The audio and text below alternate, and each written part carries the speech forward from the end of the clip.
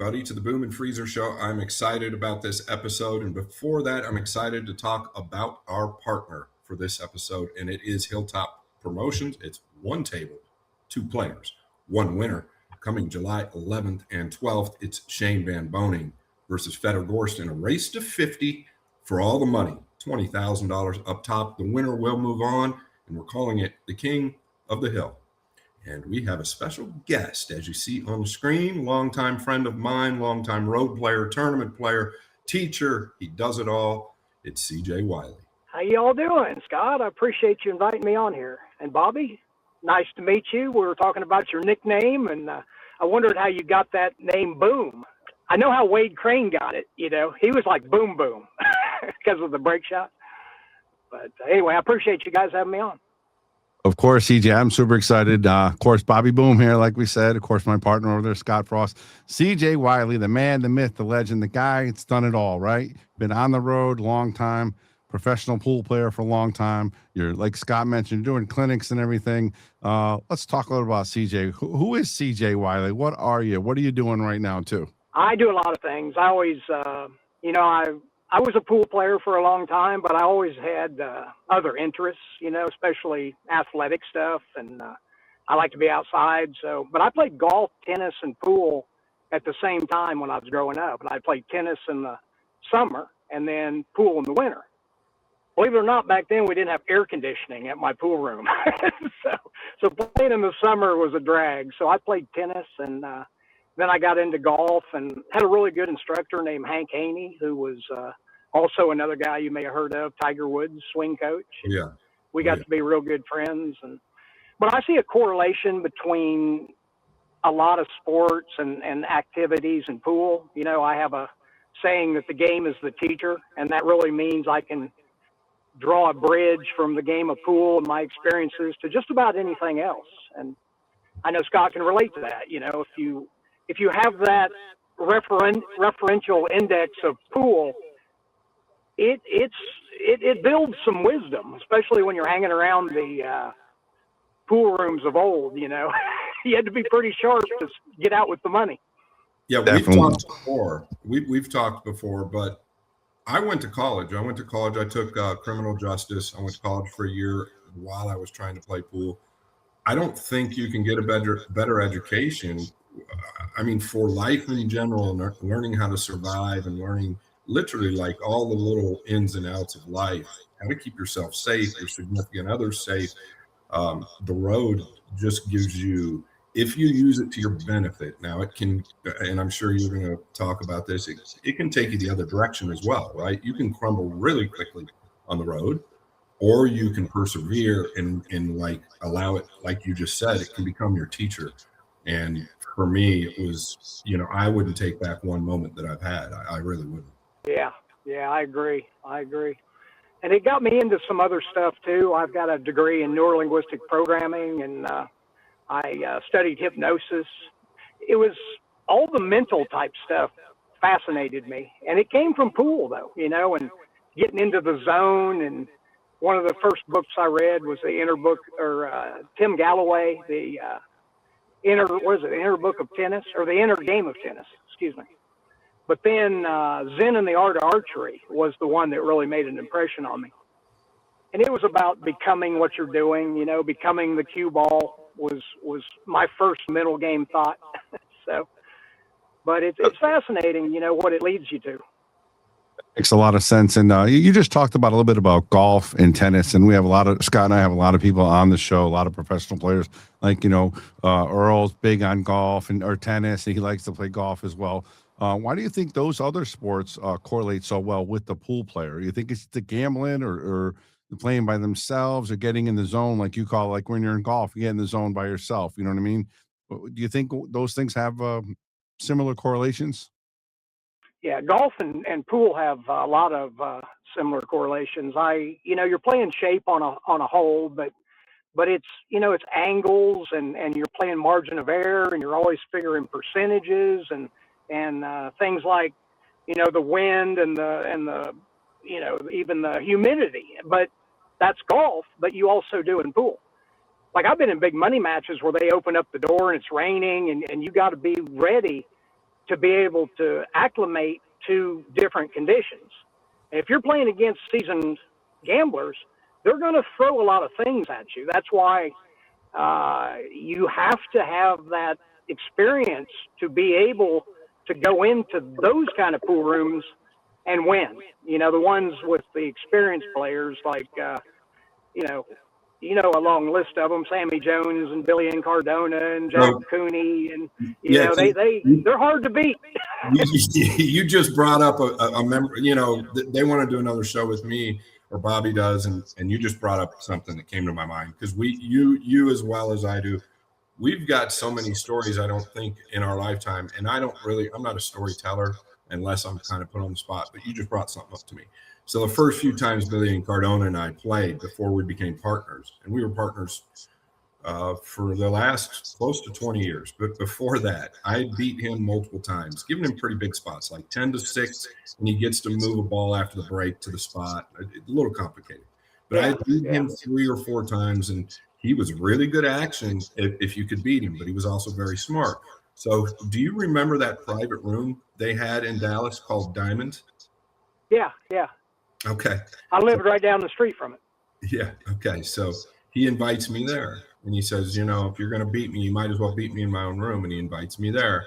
So I bring a guy from here, Preacher Ron, who was a good friend of mine, had an airplane. I beat him out of a lot of money too, had his private airplane. Anyway, we go to Dallas to play him, and you're just talking about outside things and environment. So we start playing, and I'm struggling on this table a little bit. And we're playing the same game. He didn't ask to adjust. I was giving him 10-6 the break, and he gets to move any ball after the break in the line of the spot line, right? Wherever the rack, wherever the ball falls in line. And I'm struggling, but we're like going back and forth. And back then we played by the game. And I think we're playing 2,000 a game. Back and forth. And all of a sudden, I'm really struggling now. Like, he's beat me like 3 or 4 in a row, and I don't know what the hell's going on. But I see him 2 different times walk over about 20 feet to whatever direction, let's say to the left, and it was a dark room. He walked over to the left, and I saw his arm go up twice. I was like, right? Air conditioner. Yes, dude. So the whole ceiling in this pool room was black. They painted it black, right? Yeah. And there was this big round vent directly over the pool table, over the pool table. And anytime the table was playing decent, he would go over there and hit that unit. And I mean, I'm telling you, he beat me out of about 20,000. And that was the first and last time he beat me. Then we met up in Galveston, and I tried to play him on regular equipment. And he said, it might be better off if we just become partners. And so we ended up becoming partners. Yeah. But that was the whole thing, to your point. You could go anywhere, and that was one of the biggest moves that CJ was talking about is air conditioning and heat, right? Like, you can change the play of a table like that with those units. Yeah, or playing one pocket, sneaking a playing card or 2 under the leg of the table. You know, you can do that in 10 seconds, and you know, you just got to be aware of that. The table starts rolling. Hey, can you explain that a little bit? Because I want people out there, because most of our fans are pretty educated on the sport, but, you know, playing one pocket, what do you mean by putting a card under the table? Can you explain that? Well, real quick, if somebody goes to the bathroom, like if CJ and I are gambling and I run to the bathroom, we've been playing for 3 hours, and I run to the bathroom, I'll let CJ finish it. But I run to the bathroom. CJ and his backer could pick the corner of the table up and put 4 cards under there, and the whole table plays completely different. You don't know what happened. Yeah, you see, like, let's say Scott likes to break to the left pocket, and you know that, and he always does. Then, like he said, you know, either before the match or during the match. See, I can go down like I'm racking and go down and lift the table up with my knees about 3 inches or 4 or 5 inches. Same you know, here. and you wouldn't think so, but I mean, even a full diamond table, I can pick that up. And I haven't done that, but I know people that do. So if you lift that table up, they stick a couple, you know, like 3 or 4 playing cards under there.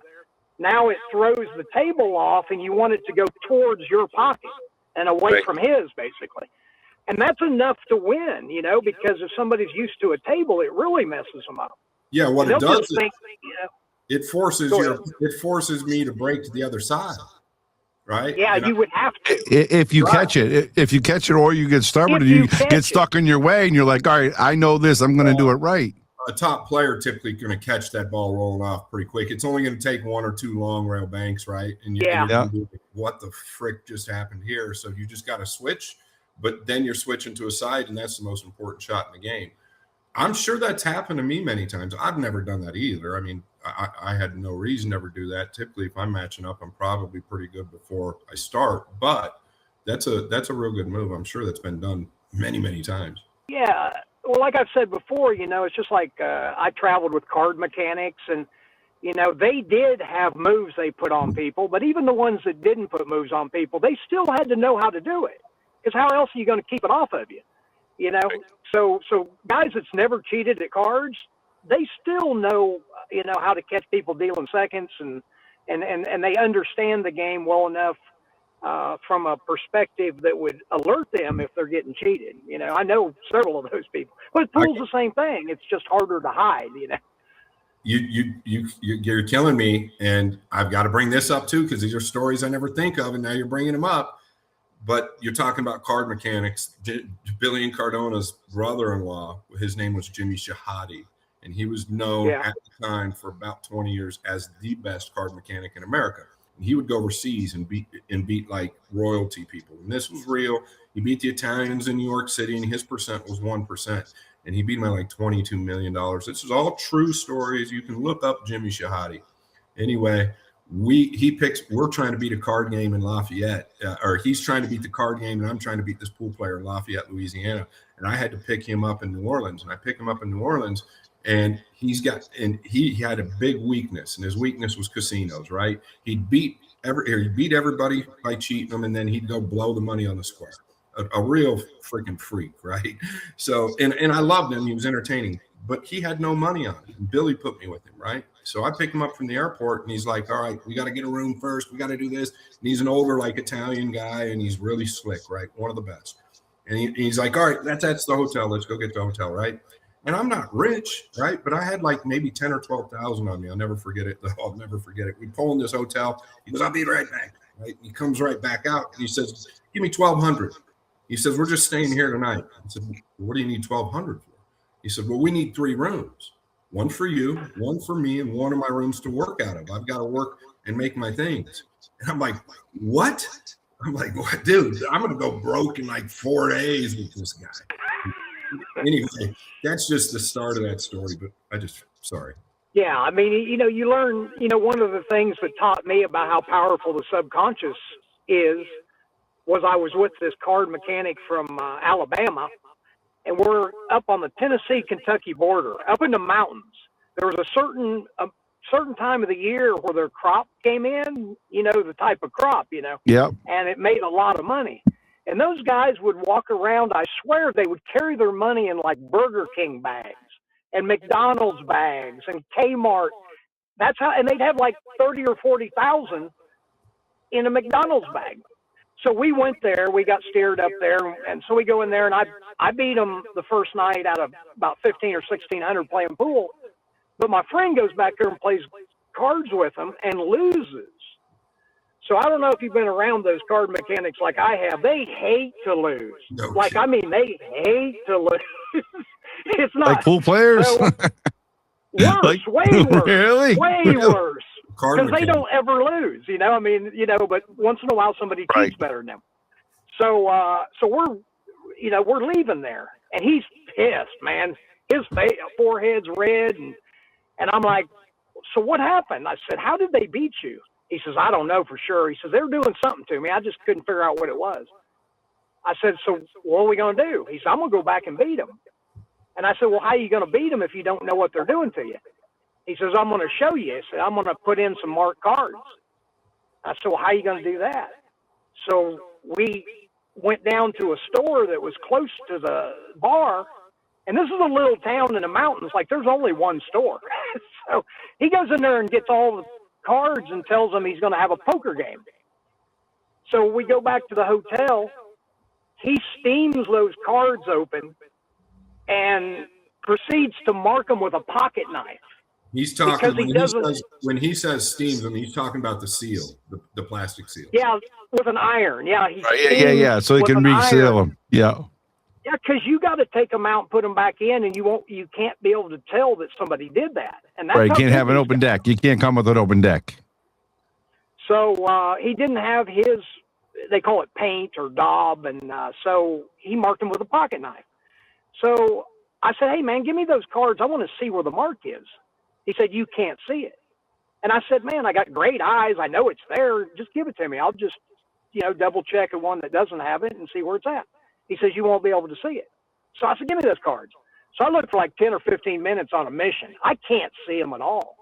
I said, "Are you sure these are marked?" Now, here's the interesting thing. Once you see when it, he showed me, when he showed me where that mark was, when he held a card up, that's all I could see. Like, I'd see the mark before I'd see the card. Right.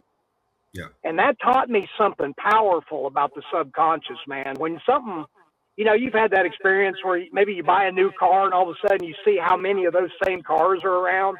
Yeah. Your subconscious is powerful.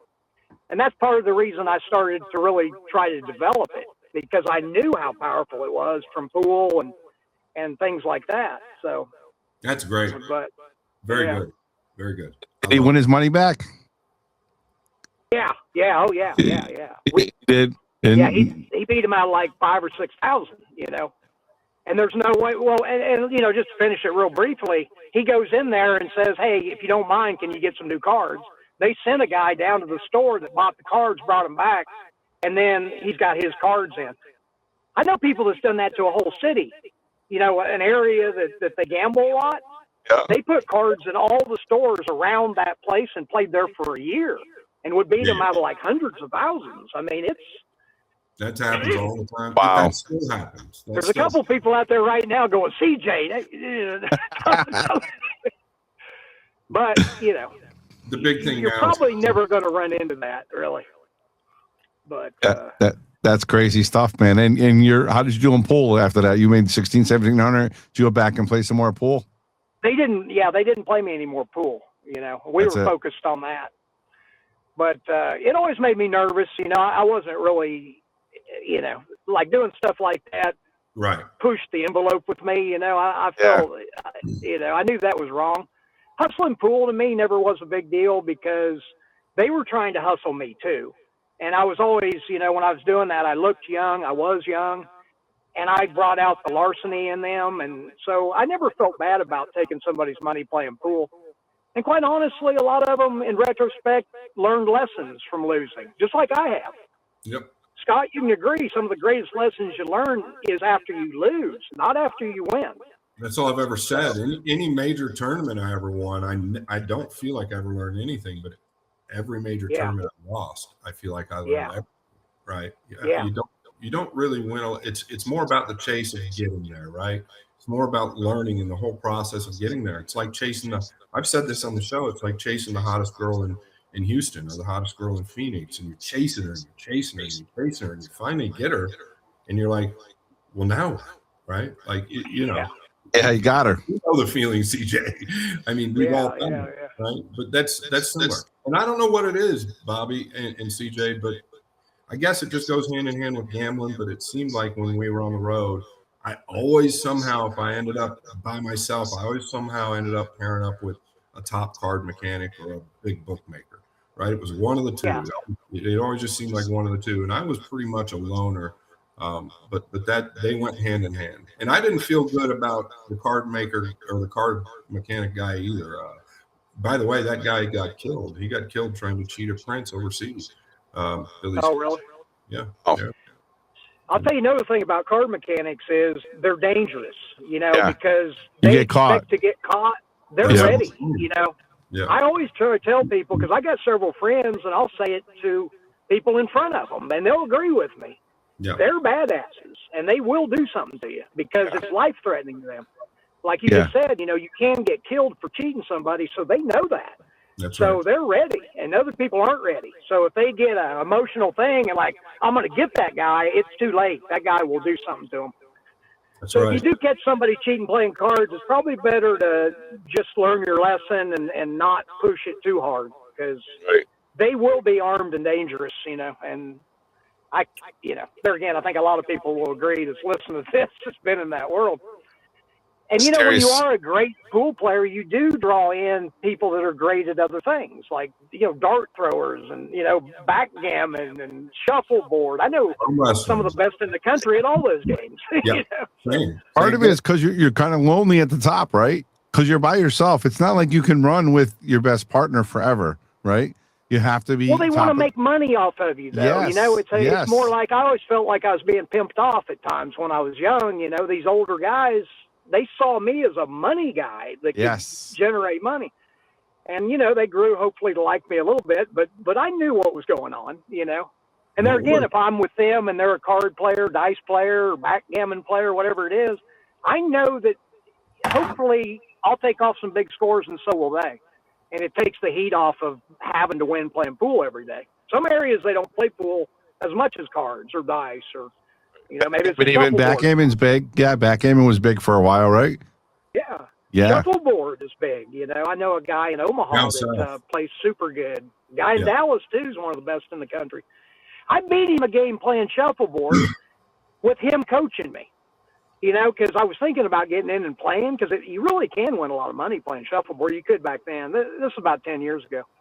But he coached me, and I've got real good hand-eye coordination. And actually, the stroke for shuffleboard is similar to pool and some of these other. Everything's got a stroke to it, whether you're shooting a basketball or the pool or whatever. And there again, I'm not bragging or anything. I could never beat him another one, but I just happened to do everything he told me. Yeah. But if he hadn't have told me how to win, I couldn't have, because there's a lot more strategy than you think. Just like in pool, people can't dream how much strategy's in a game like one pocket or one. Did you ever play push out 9-ball, Scott? Was that before? Yes. Yeah. You just brought up the tail end of it. You just brought up another crazy memory, and I won't go into it, but Marcus, I'll just tell it briefly. Marcus Schmott and I are on the road, and he was a collegiate tennis player. And he played ping pong at a real high level. And there was another pool room in Tulsa besides the billiard palace. And somebody told us the owner over there gambled really high. When we went over there, there was 16 ping pong tables. And we're like, what the hell? And the guy comes out of the back room and says that he'll give this. I'm just telling the quick story. He says he'll give Marcus. And we beat a lot of people. We were together 5 years. Beat a lot of people out of a little money. And the guy says, well, I'll play you a set for $5,000. I'll give you 20 to 21, and I'll play with my opposite hand. And he's talking to Marcus. No, he said he'd give him 20 to 20 points to 21, playing with his regular hand. He didn't mention anything about his opposite hand for $5,000. And we jumped on it. We couldn't wait, because Marcus, to me, was a top ping pong player. I knew there was elite ping pong, right? And the guy beats Marcus the first two sets. We're 10,000 loser, and we're like almost broke. I think we had like 10,000 left. Marcus, if he watches this, he'll follow up and tell the whole story. But anyway, long story short, the guy ends up giving Marcus 18 to 21 playing with his opposite hand. He was 3-time world champion. So your whole point, I've never seen anything like it. I sat there we played for 3 days off and on, right? And I was just in awe. So when you talk about drawing great people that are great in their disciplines, it just seemed like that's what would happen with top pool players, is you would somehow find a way to get to the best of the best in whatever the hell they did. Yeah, you guys knew what it was like the guys that you spot 14-4 to or something. 18. They just can't, they don't realize how hard it is to make one ball. Just like him getting 1 point. It's a lot harder than what people think. Right. Yeah, that's how we made it. You remember, who were you playing, Scott, in Phoenix? Remember when I was there and you played like 30 hours with a guy and you were giving him a huge spot? Preacher Ron, probably. The guy with the airplane. That was Preacher Ron, right? Yeah, because I was there when you played Billy, too, there in Dallas, that story you talked about. I was there because I remember it had an elevated area, and I remember sitting there. I can picture looking down and watching you guys play. Yeah. Oh, and, that same guy that I was playing here in front of you is the same guy that staked me out there playing Billy. Right. I remember him now. Yeah. But that's how, another thing, you were asking about pool and tennis and everything. All those things also are like self-expression. And they that's what I think pool is more than a game or a sport. It's a way of like an art form, where you can express yourself to the outside world, what's going on in your inside world, and I think tennis is like that. Golf is like that. A lot of those sports, especially the individual sports, people, yeah. I think a lot of us had like tough childhoods and things weren't quite like, like I think the golfers probably had better childhoods than we did, but pool players generally, the father figure was a little shaky or maybe he was, who knows, but I've seen that pattern run and, it is for me. I can speak for myself. I feel like I'm expressing myself through the game, and I talk about going from a point when I get in the zone from me playing the game to the game playing through me. That's the best way I can describe it. The game plays through me. But there's a process to get there. It's not, a lot of people will never reach that unless they know how to, you understand what I'm saying, Scott. You have to be able to put yourself in that zone. Yeah, and you can plan for that process to happen because you've had it happen before, and oftentimes it won't come. But you have to be able to prepare for that to come, and you have to be able to put yourself there, like you said, and everything has to be right? The way you're living, the way you're playing, the way you're practicing, your mindset, everything. It's like a Zen experience, right? And playing through, I guess I called it something similar, but I felt like everything was just part of my body. I felt like I was connected to the balls and the table and the clock, and like, it was an experience that you don't remember really. It's like this weird out of body, like just a wild experience. Yeah. I used to black out. I've played some of my best matches I've ever played. The best, I remember it like a dream. Like it was, I remember doing it, but it wasn't physical like normal memories. It was more like you said, you're so attached and connected to everything. And that's exactly the theme in a lot of my teaching is connecting to the game. Like instead of aiming this ball at this ball to hit that pocket, there's a connection that happens where all three become one. And that's hard to teach. I'm getting better and better at it, but a lot of people have been taught such a visual way to play pool that they don't realize and can't really take advantage of the fact that it's a feel and touch that's really the secret to playing at a championship level, right? Yeah. You feel, it's like an instinct. You have this heightened awareness. It's an amazing thing. Everything is so mechanical nowadays with all the information out there. So it's real easy to just go down that road when you're teaching versus this side that you're talking about, which would be tough to teach because you've got to be able to get through to the student as to what you're talking about, because it can get kind of deep, right? For them to be able to understand that. And you've got to find a way that they relate to you to find that process. So I love talking about it, obviously. And what do you think about? Go ahead. Go ahead, CJ. No, I was gonna say, like when talking about like an Earl Strickland, right? He was like an artist, right? When you're out there on the table playing and everybody watched, that's what you're talking about, right? When he winning all those championships, he's playing, like you said, almost through the game, right? He's not playing X's and O's. He's not playing the angles. He's just playing the game, right? That's what you're getting to. Yeah, performing, and he said, the first time he played in front of an audience, it really did something. He liked it. And so I think he's performing in his mind. I mean, he may not say that, but that's the best description. Because a lot of us, like I remember when I started playing on TV, like ESPN, I had a problem because when I went into the zone, I didn't talk to anybody.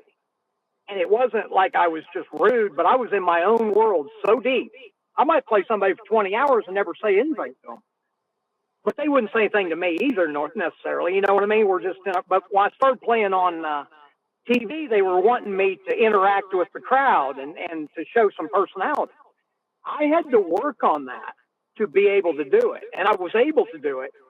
But I really had to make a concentrated effort to be able to go in and out of that zone. And to me, that was a lot harder than staying in it. Because when you pop out of it, there is a worry that you might not be able to get back in. Of course. Oh, there's a big worry. Of course.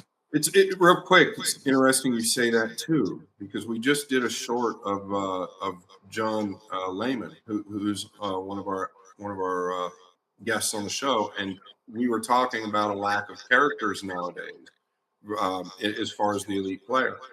But as you're saying that, I'm thinking, I think that might be the biggest reason for that. These guys have personalities off the table. Most of them are hilarious. Most of them are funny. Maybe the biggest thing is the sport has gone, and I know you both will agree, the sport's gone to such a high level now that maybe these guys are just so good at finding that place that's what's happening every time they walk into the arena, right? And so it almost looks boring to the fan. And I think that Yeah. is really what's actually happening. Yeah. Yeah. Because there's a lot, probably like Jason Shaw does it really well, like Moscone Cup and stuff. Yeah. That's the place where they're allowed to do that.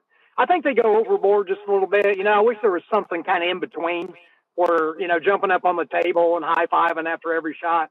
You know what I mean? I was a captain of the Moscone Cup, and, I went along, but I just, you know what I mean? I didn't want to go too What overboard. do you mean? What do you feel? Tell us what you mean by that.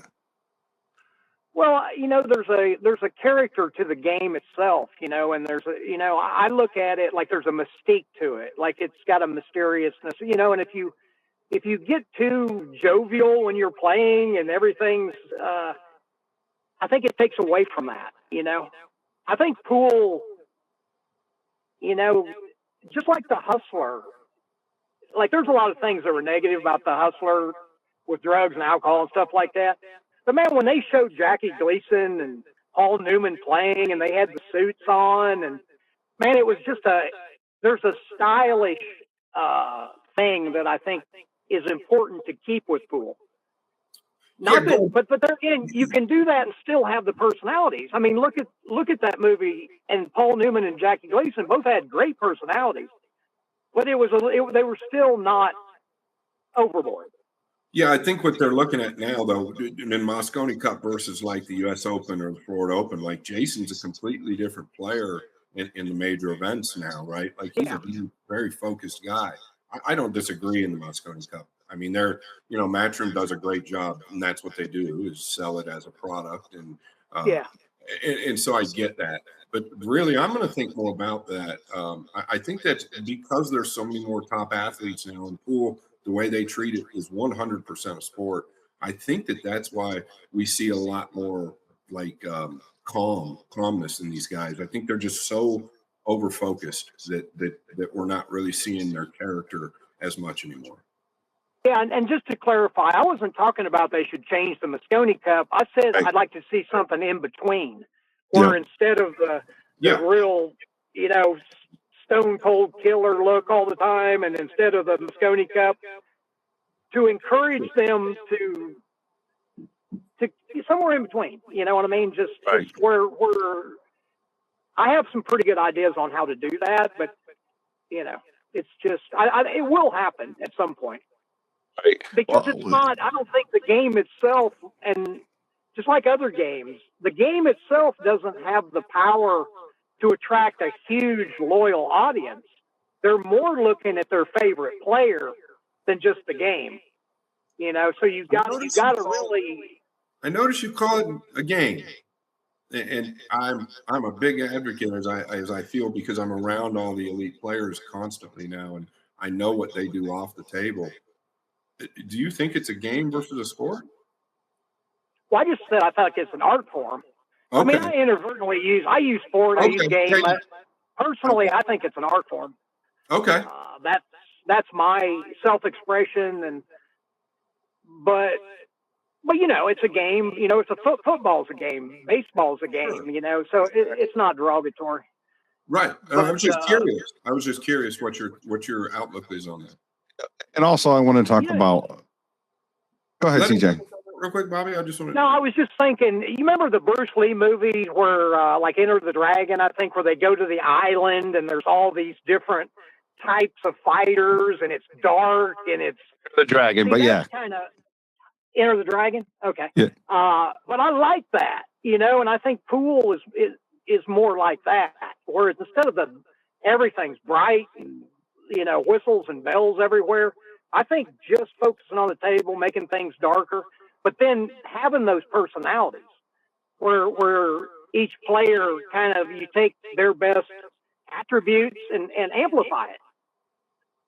Like Alex Pagulayan wouldn't have any trouble with that. He's one that stands out. He's funny. He's really using his own personality, but you wouldn't want another player to act like him. You would take another player and, just exaggerate his natural personality. But the pool world right now, do you think we're lacking some of that? Yeah. Why do you think that is? Just too bright, and everything's lit up, and man, I wouldn't want to gamble in that environment. Like the gambling matches, usually just the light on the pool table was the primary light source, and it's just, you can really lock into the game. Then it really becomes a focal point. But when everything's real bright, man, it's hard to focus on the table because the crowd's as bright as the table, really. So I think it's hard to focus for people that I'm big on really that. haven't seen pool before. I'm big on that. I've said this over and over. I feel like when you're designing a pool room, like my old room, right? Your room, CJ's, the only thing really, and they've sent off enough light as it is, the only thing really that should be lit up is the bed of that table, right? Yeah. That's what I think. Yeah. Yeah, and then in the audience, if you got some people, have them dress nice, and you can still light up sections of the audience maybe and do a little interview or stuff like that, but go right back to the table. I mean, it's just like UFC. I think, they wouldn't light up the whole place the whole time. I mean, they've got a central focal point that's on that octagon, and in this case, the pool table. Yeah. Do you think that's because? Do you think that's because of the lighting, or because, like, obviously they have all the when I call people out with the lights that lighten up the whole room, trying to get the table brighter, or instead of a light going on, focus just on the table. You think it's the lighting, and it's done on purpose? Just the lighting, or what's the reason for it? They don't know. They just don't know. They don't know how strong what we're saying is, Right. and people that are in the control positions have to hear this. Like, I would tell them whether they liked it or not, I think it's true, Agreed. and CJ, it's like this. If you go to a pool room throughout the country right now, you're not going to see many pool rooms now where it's just the pool tables that are lit up. But the one pool rooms that you do go to, and it's just the pool tables that are lit up, I can promise you the owner of that pool room was born in an era before CJ and me. I can promise you that, right? They're old school. They understand that how sexy it is, the mystique about it. And I was just big on that. I felt like, because what CJ's saying, it's hard to play good pool and stay super focused if the outside of the arena is lit up as well as the arena, the actual stage you're playing on, and you're on stage. So why is the rest of the stage lit up?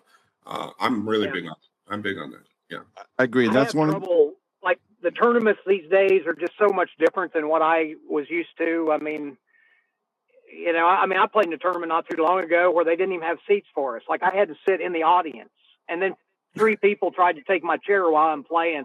The first one, I'll give people a pass. The second one, it's kind of irritating. The third one is like, man, I just wanted to quit and leave. And you know what I mean? Wow. It's just no fun. And to me, it's not about me. It's about the game. If people aren't paying attention and respecting the game that we're playing, because they weren't, they're just talking. I guess it was more like being in a league match, and I'm not used to that. right. Because leagues, they'll talk, and they're a lot more, and that's fine and dandy. But I never was in any leagues, so it's a lot harder. And then if I complain, people are like, then it's my fault. Like you're a whiner. Yeah. I've just seen it when it was better in that respect, and that's when there's more focus on the table. People were quiet, and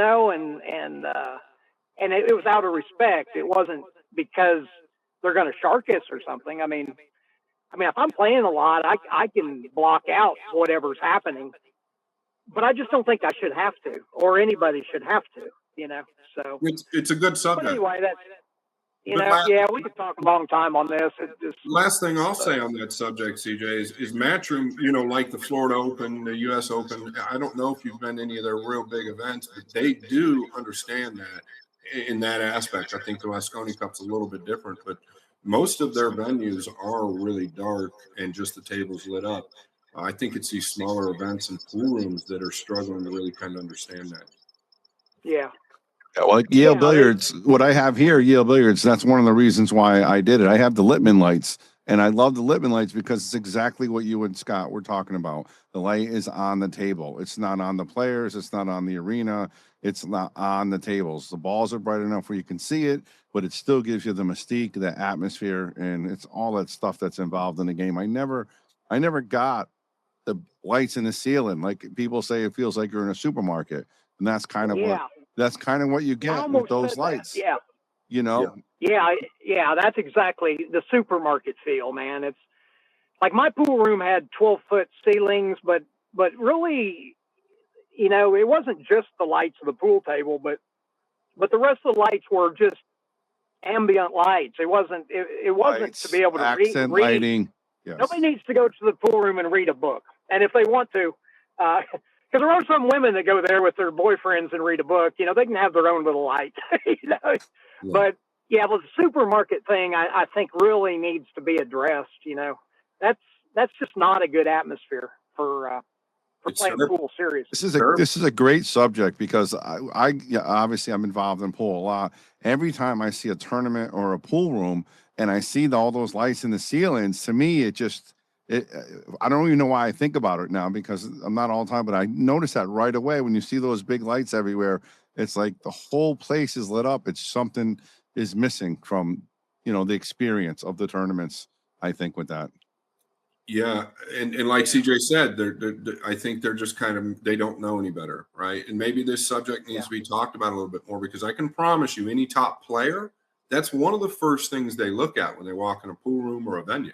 The first thing they notice, a top player, I can speak for all of them, I promise you, is the lighting, right? Like they're looking at the lighting. Yeah. Right. And you're not talking about just the lighting on the table. You're talking about the lighting everywhere, right? Yeah, absolutely. Yeah. Wow. Yeah, if it looks like a doctor's office or a grocery store. Want to get your milk? Yeah, it just doesn't. It doesn't have that's not the atmosphere that's the best for any pool player that's playing professionally. I don't think so. I don't think anybody'd argue with that. Like he said, he can speak for everybody because nobody wants more light. It's almost like more cowbell. I like it. More light on the table is not bad, though, right? The light on the table is fine. It's just the light everywhere else. Well, to a point. I mean, you can have too much on the table too. It's. I've played with streaming video, and they have extra lights, and it really is all directed to the table. But man, it's hard on my eyes. That I wear a hat to play because of the light. It's not. I never wore a hat when I played. True. That's not true. Hustling. A lot of guys. Now, professionally, I never wore a hat. You'll never see me in a hat in any ESPN tournament, any pro tournament I ever played. But I like wearing a hat because it blocks things out. But honestly, it's the light more than anything. That's to make myself look more approachable. That's what I. Exactly what Dennis Orcola would do, though. He told me off to the side many times. He said the reason when you see me wearing this hat, they're in big trouble, and that's the reason. He would wear it in brighter rooms, and do it for a certain reason, really, to block the light out.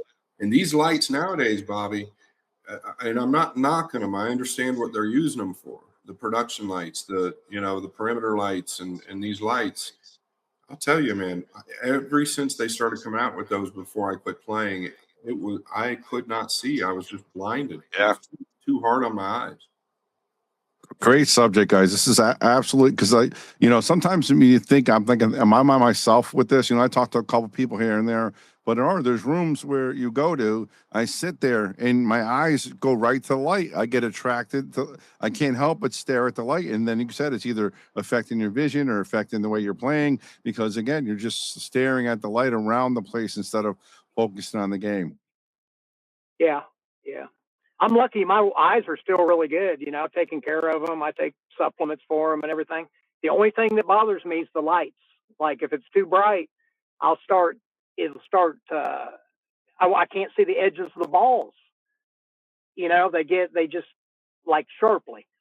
Like to play great pool, you got to be able to see the centers and the edges, for sure. You can use your radar and your instinct to play if you can that's really all I need to see. I don't care about the rest of the balls necessarily, but you need a reference, and the quarter ball or whatever. But I mean, you just need references. And if you can't see those references, man, your play drops down sometimes quite a bit. Here we go. Speaking of lights, talk about lighting. PNW pool thing. They made all these lights. Bobby makes fun of me with my lights. He makes fun of me. He still owes me. Bobby, what do you owe me for these lights? Well, I don't know. I like your hat, CJ.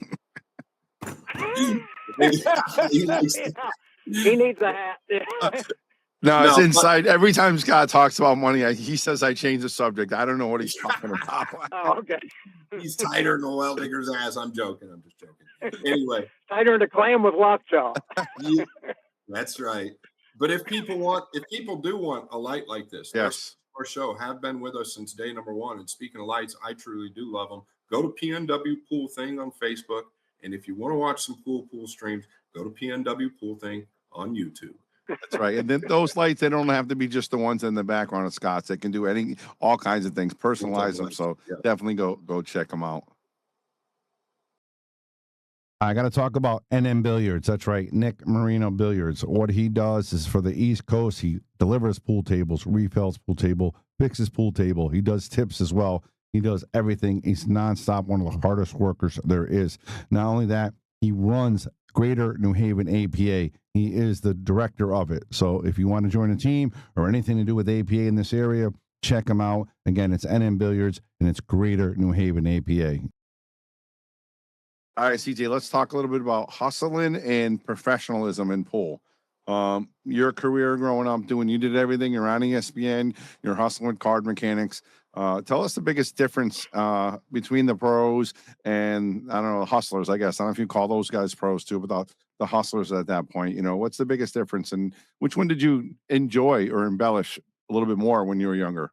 I mean, the money playing. I always looked at like the gamblers and the money players were more like street fighters, and the tournament players were more like boxers, where they're playing rounds and there's a bell that can save them.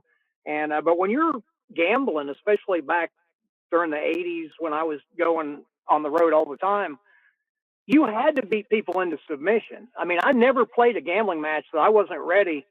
I don't want to say never, I mean, of course there's exceptions, but my main mindset was to beat them into submission, where it wasn't a physical game, but I will assure you there's been a lot of matches where afterwards people would tell me that it messed them up for a week or two, or sometimes a month or two, when you get beat really bad. But they also will say it made them better, I mean, that's another thing about losing is it either makes you tougher or makes you quit, or makes you a whiner, or whatever, I mean, I wasn't around the type of players that would tolerate any kind of whining, so I never did that. I don't even make excuses, I feel funny if I do. But that mindset in gambling is different than tournaments, because, there again, you have to have that knockout punch. You got to be able to run a lot of racks. And especially tournaments now, when you're alternating breaks and all, it's just a lot different. You just got to play really good pool. But really, there's not the mental part going on where you're trying to beat somebody into submission. Because the match isn't going to last that long, especially. I mean, the 9 alternate break. I mean, they're racing to 7 now and 9. I mean, we always raced to 11, and everybody complained that it wasn't enough. So we started going to 13, and then ended up going to 15. I think 15. Or 5 ahead, 7 ahead, something like that too. I played 10 ahead sets and put up 2 sets. I did that a lot of times with players. That was kind of a standard deal. Is you do a head, maybe play 7 ahead and put up 2 sets. But a lot of times they made you put up 2 sets, and then and a lot of times somebody beats you the first one, you beat them the second one. So and sometimes there would be a third set. Right. After 20 hours, right? Or how long would a race? 20 hours. Yeah. Man, I loved getting to that 20-hour mark. I mean, that's total automatic pilot. So, and that's another thing about the gambling. You're going to play longer, and getting into that zone is a little bit different. I think it's tougher in ways to play in tournaments because you got to be ready immediately, and you can't be a slow starter.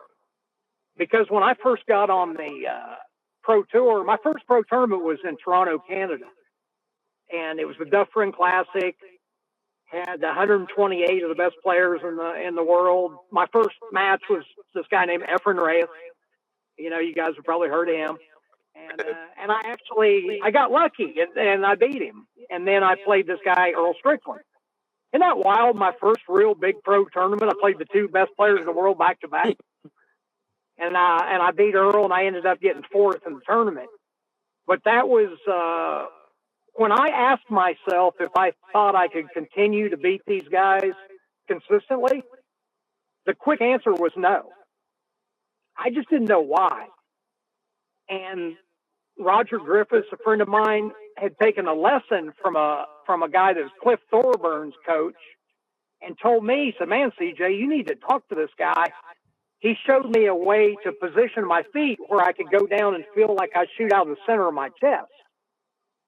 And I thought, well, that's interesting. And Roger was psyched about it. So I ended up taking a lesson from the guy. He showed me what he showed Roger, and it changed my game and changed my life and I still teach that stuff to this day, to be able to get in a position where you can shoot like it's out of the center of your chest, like shooting a pistol.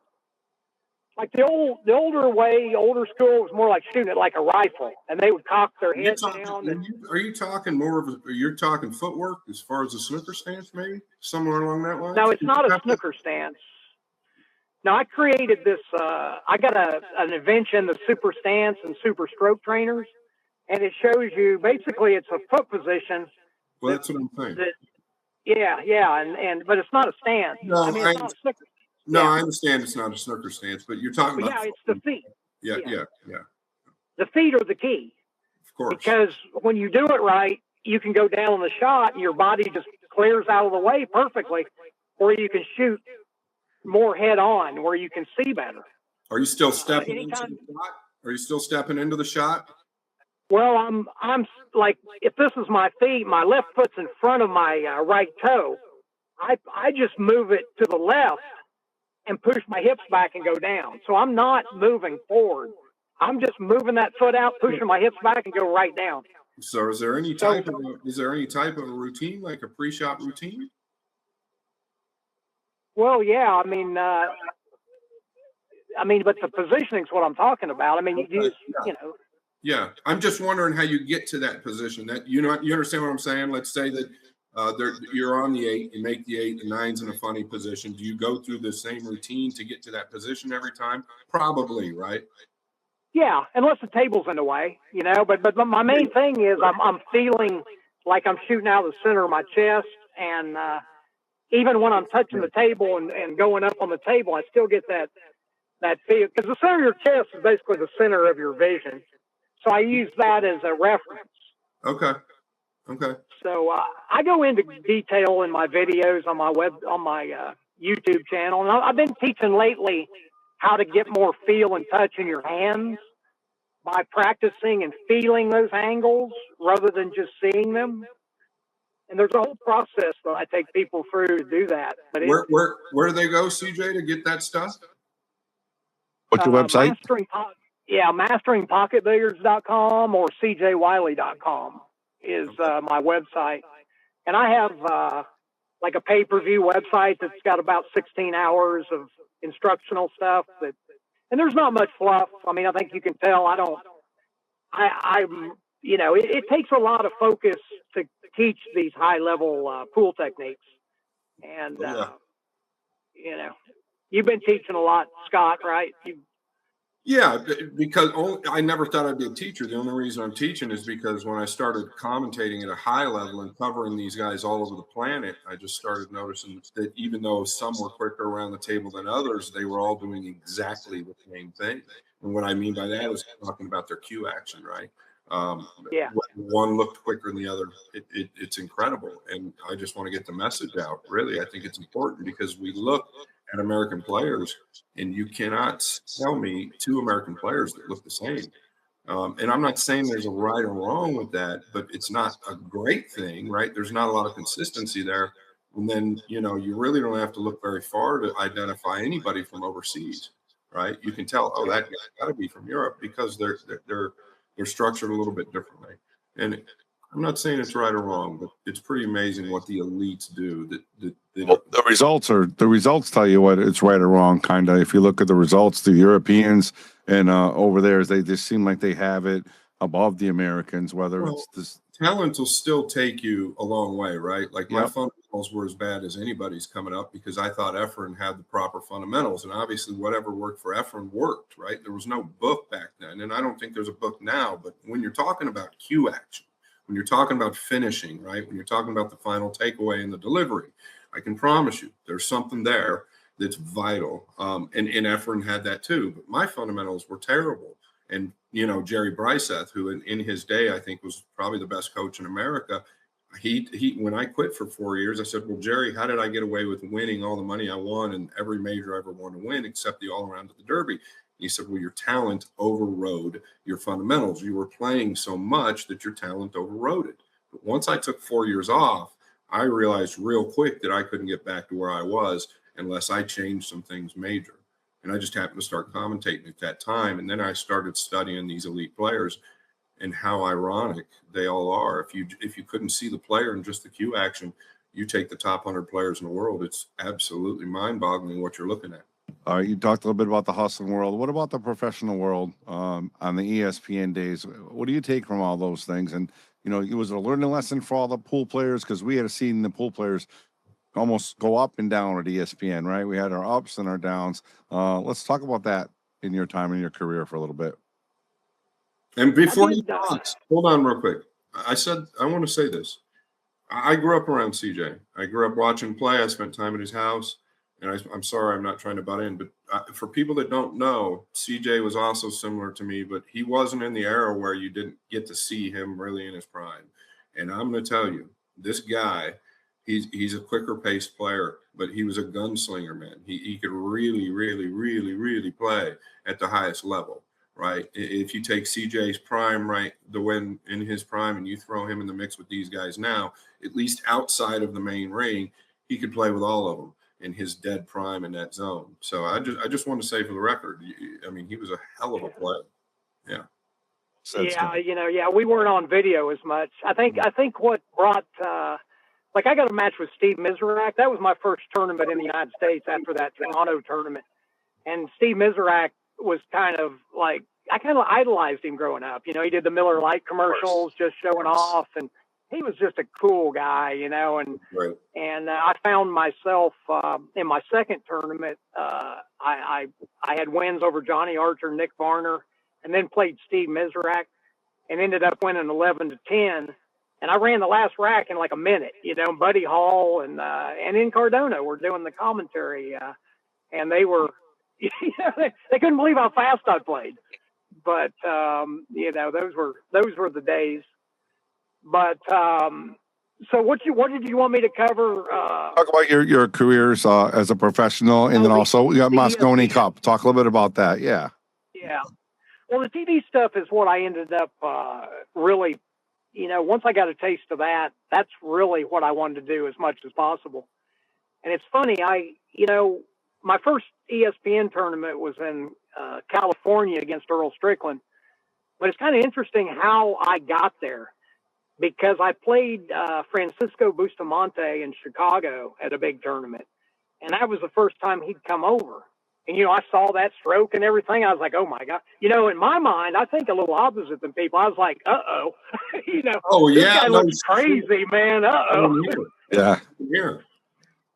So in that, a lot of, there's every top player was there. I ran like 8 racks in a row on him, which in my gambling time would generally get somebody weak. But Bustamante got up and ran 9 right back on me. See, I've never really had that happen. And so he ends up beating me. I lost about 14,000. And I remember driving back to Dallas. And I mean, I know that I need to start training more. Like I got a little bit lazy and I hadn't been really training. And, but that got me there. So I went back to Dallas and, you could hear the Rocky music. I mean, I was training not only on the table, but martial arts and different things. And I've always been big on hand strength. I do a lot of things to make sure I got a lot of power in my stroke. So I ended up going out to California, the Burbank Hilton. Jay Helford put this tournament on. Great tournament. There was a lot of enthusiasm in that LA area about pool back then. And we had a situation where I had to beat Bustamante to play Earl the next day on ESPN. So I asked Jay to verify this.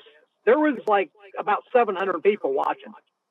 So they're hanging off the rafters and I'm playing Bustamante, man. And that's what I've been training for, to beat him. Like I knew if I beat him, I could beat anybody, I thought. So I ended up going 12-12, going to 13. I ran the last rack and won that match. Played Earl the next day and played really well. Earl beat me Hill. Then Earl beat Johnny Archer Hill to win the tournament. So those last 3 matches were all separated by 1 game. That's how close we were. And, just the luck of usually the break might make a little bit of a difference in key spots, but that was my first ESPN experience and I liked it and I played good. I didn't watch that match for a couple years, but I actually, I played really well. Like I didn't show any nervousness or anything. And that was my first experience that ended up being one of, I played 23 matches on ESPN and I've won 20 of them. Wow, that's pretty impressive. Yeah, I was in the finals of ESPN's biggest tournament 3 years in a row. I won it in 96. I was second in 97, second in 98, and 5th in 99. And that's the last year I played and then didn't play again for about 7 years. Efren beat me in the 99 one. Okay. So I had a lot of exposure. Yeah, and due to your pace of play, one thing I remember about those events, I was staying as far from ESPN as I ever could back then, making a lot of money on the side. But I think to help your style, one thing that really stuck out to me is the pockets were much more forgiving back then in those events. They wanted guys to make balls, right? And that's on ESPN, yeah. Yeah, and that's I just think like Shane is also a quick pace player. You were probably one of the. I'm trying to think of somebody that played at that level that played it as quick as you did, and I don't know that there was one. I don't. I mean, Earl played. Earl, yeah, you were quick. Took his time more on certain shots, but it was same type pace, I think.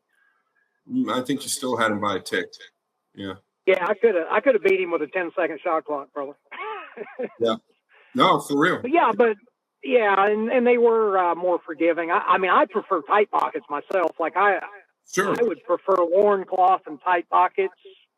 But he also told me a long time ago, he said, it doesn't matter as long as you hit the center of the pocket. So I kind of go by that philosophy. Yeah.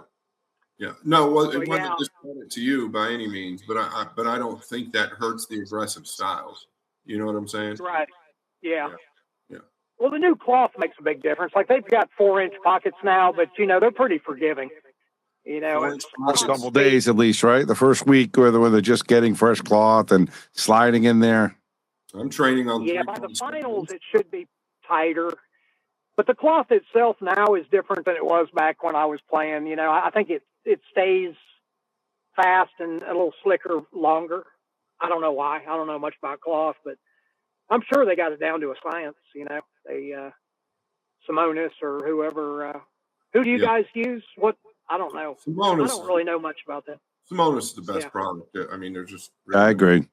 No question. Yeah, Yeah, we were promoting, the Pro Tour was promoting Simonis, and they were our sponsors, Simonis and the APA and Diamond Tables. Yeah. So when the Pro Tour broke up back then, we lost about $200,000 worth of sponsorship that all of a sudden didn't have to put their money in a Pro Tour, and they just started doing their own events, and it became a little less organized. But it broke up, because we were playing tournaments back then, 50,000 added. We had like 3 or 4 of those a year, and the rest were 25,000 added. So when you compare that to now, and that was 35 years ago. So yeah, same money on a lot of tournaments, couple 50, 25,000s. Is that when you took? I won 88,000 the week that I won. I won the ESPN singles world championships, and I won the doubles with Lori John, and then I won the Battle of the Sexes against Vivian Villarreal. And at that time, that was live, and they said 2.8 million people watched that match. So that was a pretty big deal. Jerry Morgenstern, I think that was his name, from ESPN, he told me over 10,000 people watched that match worldwide. Not at the same time, but including the when they re-aired it. So there was a lot of attention on pool in the early to mid 90s, and I couldn't walk through an airport without several people recognizing me. So yeah, TV's a whole different ball game, because you talk about numbers. Now with social media, obviously you can reach. I think we had upwards of 19 million viewers at the Philippines Open, but like Matchroom, I'm just saying, and now we're not talking about TV, although they do work with Sky Sports for some of their majors. 300, I was giving Bobby these numbers, and these are hard analytics. 330 plus million views since they started their YouTube channel. At 330 million views. But my point there is to where people, you couldn't walk through an airport without people recognizing you. Back then, all you could watch is TV, right? And now social media is such a broad, you can watch anything. You might not ever see CJ playing in his prime on social media right now. You might not see Federer Gorst. So it's a little different. I think that's TV was a great thing back then. The Camel Tour, a lot of different things were going on that were good things at the time. You started your own tour. Yeah. The Professional Q Sports Association. Yeah, because the other tour was doing RJ Reynolds, Camel Cigarettes was sponsoring them, and that. See, you could not play on TV if you had a tobacco sponsor. So that was really the reason that a group of us went the other direction, because we had ESPN. Yeah. And we played, because I couldn't see the sport game, self-expression, art form, but I couldn't see it really getting to the level I wanted unless it was on ESPN.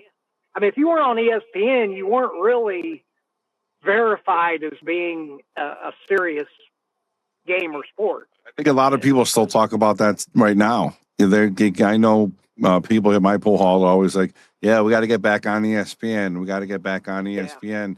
Yeah. Even though we have millions of viewers everywhere on all of our pages, it's still not the same as getting on, I guess, ESPN or a Prime network, right? What people don't know is there's political reasons why that'll probably never really happen again. Unfortunately, at least not in our lifetime, unfortunately. So hopefully, but I mean, anybody, you can do TV deals and get it on TV. It's just a matter of, but you do have to pay for it. So that's another thing is, right. The entertainment value has to be higher. Like I've been giving this a lot of thought, because I got a partner in Louisiana, and we're looking at doing, we've got a movie opportunity, and I wrote a book that came out about. I'm going to do 3 of them, actually. One's going to be instructional. This one was more about my road player days. So it was pretty much till I was age 23. But, we got to, I want to do a movie. I really want to. Mike Massey called me the other day, and he's got a movie that I guess he's going to do, which I'm happy for him. He told me there was a major part that I might want to take. So. It was funny because Mike was like, "Can you act?" I was like, Mike, I was a poor For a living, for right? most of my life. What are you talking about? Can I act?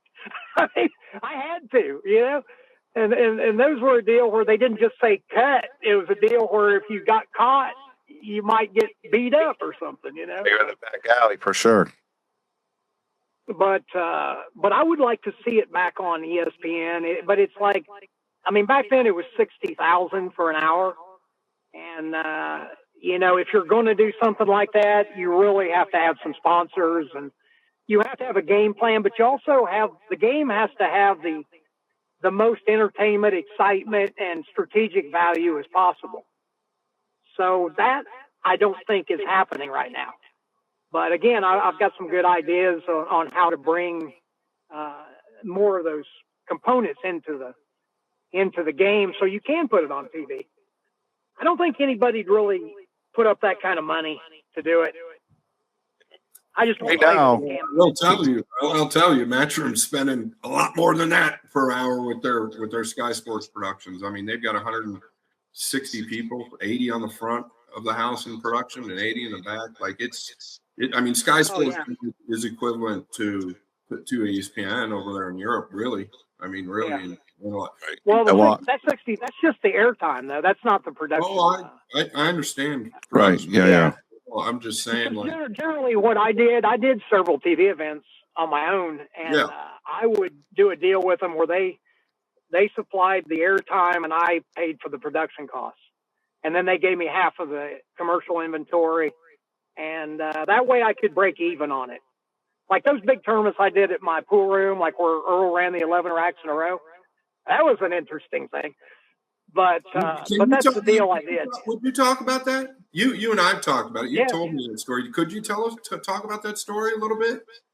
Yeah, I can now. I couldn't back then because I was under a confidentiality agreement. And I appreciate your honesty, and I think it's a good story to hear from you, and I actually think it's important. So CJ is going to talk a little bit. Earl ran 11 racks at CJ's room for $1 million, quote unquote. And it was absolutely. So I had this professional Q Sports Association. I started it with Earl Strickland and George Breedlove, so we were the main ones. You know, my pool room was doing real well, so I had enough money to finance this deal. I did, you know, I had $100,000 that I budgeted to do the tour with. I didn't realize the first tournament was going to take half of that or a little bit more. Yeah. And I won the tournament. Oh, shit. But so I got with an advertising agency, marketing agency, and we put together this idea of having this $1 million challenge. So if somebody ran 8 racks in a row, they get 50,000, 9 racks in a row, they would get 100,000. And if they ran 10 racks in a row, they get $1 million, and that's an annuity. That's 50,000 a year for 20 years. That's something that a lot of pool players didn't understand. If you're going to take a lump sum like in a lottery, it's $1 million. You for don't less get than half. $1 million. Yeah. Now you got, at that time it was 63%. You get 630,000. That's exactly what it was. Yeah. So, and that's what he ended up getting. But he had to pay some legal fees. The lawyers that I got, the ending legal fees were about $300,000. But we were up against the Lloyds of London, and they had 17 attorneys on the closing day. So they paper whipped us. But what ended up happening? I happening? hadn't had those attorneys. Okay, they thought it was, but the company supporting this thought it was kind of a scam because it happened the first time. Is that correct? Yeah, it was the first day, and right. Some of the papers hadn't been signed. Because I remember the marketing lady, I talked to her that day. It's like almost 5 o'clock. And she's like, you need to sign the rest of these papers. But the thing about it in Texas, you don't have to sign. Once you got the deal, you got the deal. So like if you bought a Lamborghini and called up to your insurance and said, I got this Lamborghini, gave them the details, you don't have to sign anything. A verbal agreement in Texas is good. And that's how we ended up winning, because we joked about it, because it was like rush hour and I'm doing all this stuff to get ready for the tournament. And, you know, my brain is spinning. And I said, man, is it okay? Let's just do it tomorrow. And she said, yeah, it's not like somebody's going to do it on the first day. I will never forget her saying that. because that's the odds were 7.8 million to 1. And that was a statistician from SMU, professor, came up with that number because when they insure things like that, they do a lot of investigation on that. They do. And it had never been done before. Nobody ever run 10 racks in a row in a professional tournament. Unbelievable. Unbelievable. So the only time that it's been done was that day, really. So I remember we had to videotape the last 5 games. So he gets to like 4, and somebody comes in the office. I was in the office with my wife at that time, and they're like, "Man, Earl's on 4." And then they come out and go, "Earl's on 5. Get the video camera." So I'm like, "Oh shit!" So I get the video camera and give it to my wife and go out there. And so she videotaped it. And the first one, Jay Helford was the tournament director. He was supposed to start racking the balls. By the way, that was the first pro tournament they ever racked their own balls. Oh, really? Which I don't really like that. And I had to come to terms with, I think I was the one that started it. But it was Earl's idea more than mine. But anyway, Earl was supposed to let Jay rack on the 6th game. He wouldn't let him and pushed him back and racked the balls and ran that rack. Well, Jay came up and said, "Earl, if you don't let me rack, this isn't going to count." So Earl was he was in a zone like I've never seen before. He was like determined. So he let Jay rack, and he runs those 4 racks and ends up making a combination on the 10th rack. But here's the deal that nobody knew. He didn't let him rack the first game. So he had to run another rack to actually win the $1 million, come to find out. That's why you said it was 11 racks? Right. Yeah, because, you could ask anybody that was there. When he made that combination, the whole place went like he jumped up in the air, came down, broke his stick. He hugged John McChesney, who I don't think he even liked that well. And the crowd literally went wild. After that was over, Earl gets up and runs another rack. Now, if he hadn't have done that, we still would have won, but it would have been 100,000. It wouldn't have been $1 million. So think about the odds of that. Right. He didn't just run 10. He ran the 11th one to actually win the $1 million. It's so freaky, man. I can't even. It was like the greatest thing that ever happened and the worst thing at the same time. With Right. me. For you, absolutely. Yeah, because they challenged it. They sued us. Luckily, I had some real strong attorneys that took it on contingency. I paid Earl the first $50,000. Now, that wasn't a wink deal. That was really $50,000. I paid him that to create damages with me, damages with him, and we did a joint lawsuit and sued him at the same time. And then I got it done on contingency. I put another $80,000 in before it was over. So I had $130,000 in that lawsuit, which I got back when we won it. But I only got my money back, which is fine. That's all I wanted. But man, when you really look back and look at what happened there, it's like it was impossible. It really was impossible. I'll never forget where I was that day. I was gambling with a guy in Alabama, and when that happened, I'll never forget it because I was supposed to be there, and I was disappointed I wasn't there.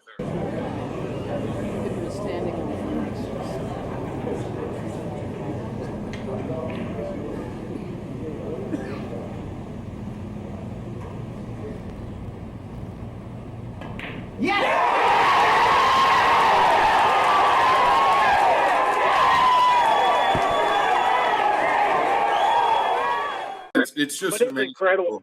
It is incredible. And I remember, I don't know where you and I were. It was years ago, and you were telling me this story, and it was just you and I. I'm like, God damn, I couldn't imagine being in your shoes. Listen, and you're friends with these guys, and you want them to do it, but like under the circumstances, it's like, whoa. Yeah, am I going to get stuck for this? That's big. I couldn't imagine your emotions that day. I can imagine. When I interviewed Earl, he never had told me, I didn't even want to hear it really, about how hard he trained and how he every day he was figuring out ways to run more racks. Yep. And he got where he knew he could run 5. But I mean, he wiped down the balls every time, and you know, he knew what he was doing. And yeah, but still, like you say, the odds of, listen, I broke and run 12 on a bar table in a tournament, right? And I've broken run 7 or 8 on a 9-footer. To do that in a tournament setting is, it's literally like, well, it hasn't happened. Has anybody broken run 10 racks in a tournament? I don't know. I heard Danny Medina did years ago, maybe, but I don't think so. And it'd be really hard. I mean, you know, we were playing races for 15. Now he did it out of the gate, I'm pretty sure. But you know, if you're just playing a race to 10 or 11, I don't know. I can't see it ever happening. The first day, balls, you know, we had him on the show when we talked about that, and he said that he was trying to take time to clean the balls. He said that there was a weather front coming through at the perfect time to make the table play great. Yeah. He literally was laying it on thick. He was telling us why it happened, and unbelievable, just crazy story, unbelievable. Hey, listen. When Lisa, his wife at the time, when they're driving to the tournament, Earl was talking about it, and Lisa said, he looked at her, he says, I'm going to do this. I'm going to win this $1 million. And she said his eyes were all wild, and like he went there on a mission. He was serious. He believed it. He believed it. He manifested that. I was like, Earl, why couldn't you have tried that hard the second tournament? See, if it would have been the second tournament, everything would have been signed and everything's fine, and they've already seen it where nobody did it. And when you do something like that on the first time, they're going to question it no matter what you're doing. Right. Like they question all those half-court basketball shots to see if you made any money in the past, and they try to get away without paying. They always do. If you've played a 3-on-3 like 3 years earlier and got $50, they'll disqualify you from that $1 million. Like because you can't make any money. They consider you a pro if you've made any money at basketball. Those guys, because it's the same people that insured mine. It's the same people that do it. So they ended up what did they end up playing? The lump sum, the 600. So he got 630,000, CJ. Well, CJ got 130 back, right? No, I got 130 back. That's how much I had in it. I think he ended up with 450 or 460 after he paid his attorneys. Okay. So yeah, 460,000 for one match. That's pretty good. That ain't bad. But the 630 was what? Yeah, that was what that $1 million annuity was worth. Right. Because I couldn't talk. Another thing that was brutal is I couldn't talk about it I was under a confidentiality agreement. And all these pool, you know how the pool players are. They were saying it was a con, and I ripped it off, and there was no insurance, this and that. And I couldn't. I mean, that made me a little bitter, man. Because when people are, talking shit about you and you can't defend yourself. Yeah. So. I get it. But anyway. You did well, though, man. You really did do well. I mean, it came through in confidentiality. But I told people when those rumors were going around, I still remember having conversations. I said, listen, you better think before you speak because nobody really knows what's going on. And you're in a position where you can't talk about it. And I don't know if a lot of pool players really understand what contracts are, right? I'm involved in some pretty in-depth contracts as we speak. Bobby knows this. And they're no joke, right? Like you can't – a contract is in place for a reason. So yeah. You did well. You did well with it. Right. Speaking of contracts – I got to give my guy Elvis a shout out. We got a contract with us, the Boom and Freezer Show. Got this beautiful thing behind us. He does shirts. He does everything. If you're interested, check out Elvis at In the Box. He does great things. APA team shirts, shirts of your favorite player. Check him out. He does a great job. Appreciate you, Elvis. Yeah, and in that, QArmor.com. They're not here to stay. They're taking over, right? QArmor.com. Check them out. That's this logo here. But Jason Shaw, Chris Melling, Earl Strickland, Carl Boys, Rodney Morris, they're all wearing the stuff, and it's top quality stuff. So check them out, QArmor.com. Thanks for tuning in, everybody, as well, please. We appreciate it. Yeah. Let's talk about CJ real quick. Your best hustling story. I know you talked a little bit about this in the past. I know I heard about it. hustler, call it a money story? What do we got going on with that? You're out there hustling, making moves. What's your biggest, best story you can tell us? Yeah, I mean, you've heard that the one about the color of money. Let me think of a different We want to hear it. Yeah, we want to hear You it. want to hear that one? Of Yeah. course Is we that the do. one you want? Okay. I was on the Discovery Channel. You were on there too, Scott. You did. They got both of us, right? Yeah. Yeah, I was on. When they put the gun in my head. Huh? They put the gun in my yeah. head. It jammed. They pulled the trigger. It jammed. I'm here for a reason. Yeah, that's So amazing. he's We on there about we hustling talked money, about and you're this. out there about struggling, huh? That was both the Yeah, same. maybe we'll talk about this. I'll tell a story, and because that was a good, talking about when that happened to us, what it did to us. Yeah. I think we related on that, where, one of the most destructive things, but it also, keeps us alive is fear, Yeah. And I mean, it's really a healthy thing because, I've always, Well, same thing happened to me in Detroit. I should have been killed there as well. Same pretty much thing. But I'm going to let you run on that. Go ahead, because you're right. Okay. Right. So 1986 is when The Color of Money came out, and I was lucky enough that I just won the World Series of Tavern Pool in '86 when I was 21 years old. So I was probably top 10 in the country, and nobody knew it. Like, I was real undercover. And then after I won that World Series of Tavern Pool, I was only on the cover of one paper. It was the Billiard News, which is like a newspaper. So people couldn't really see my face well enough to hurt me too bad. But I was with this guy from Kentucky, and we were over in Pennsylvania, Pittsburgh. And we get the line on this guy that'll lose a lot of money. He owns a bar. He's got bar tables down below, but he's got an upstairs room that's got a 9-foot gold crown. And he loves to gamble. So my friend and I go in there. We sit at the bar, and we said, "Hey, is there any action around here? We like to gamble playing pool." And the guy kind of looks a little nervous. He says, "I need to see some identification." And we're like, "Why?" He says, "Listen, I've had some problems with the law."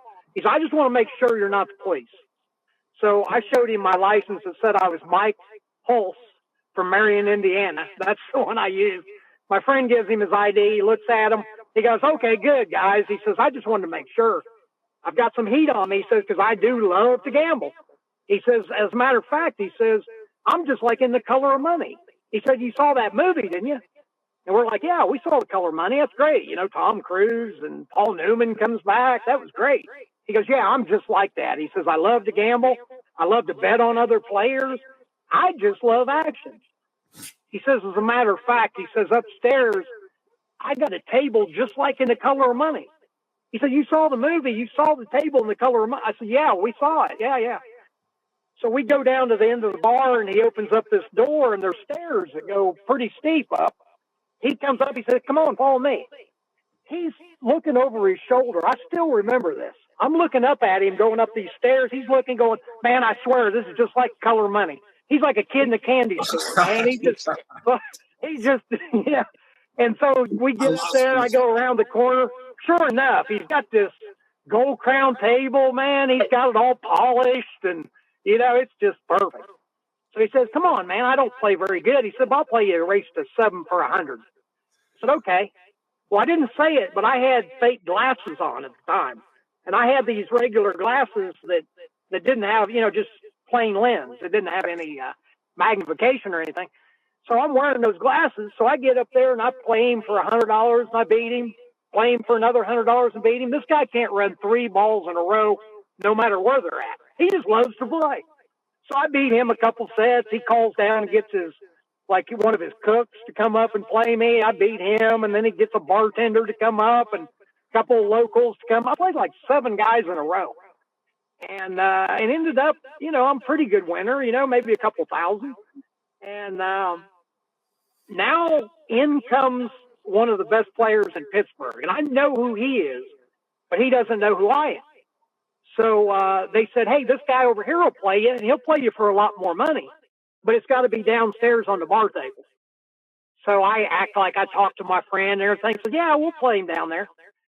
So we go downstairs, and right in front of the guy, I take my glasses off, give them to my friend. I said, listen, these glasses are kind of hurting my nose. Can you give me my contact lenses? Yeah. So we already had it prearranged. So he takes out it's an empty contact lens case. He gives it to me. I go in the bathroom. I just wash my face off and like rub my eyes, go back out, and I give him the glasses and the contact lens case. He takes them outside and gets rid of them.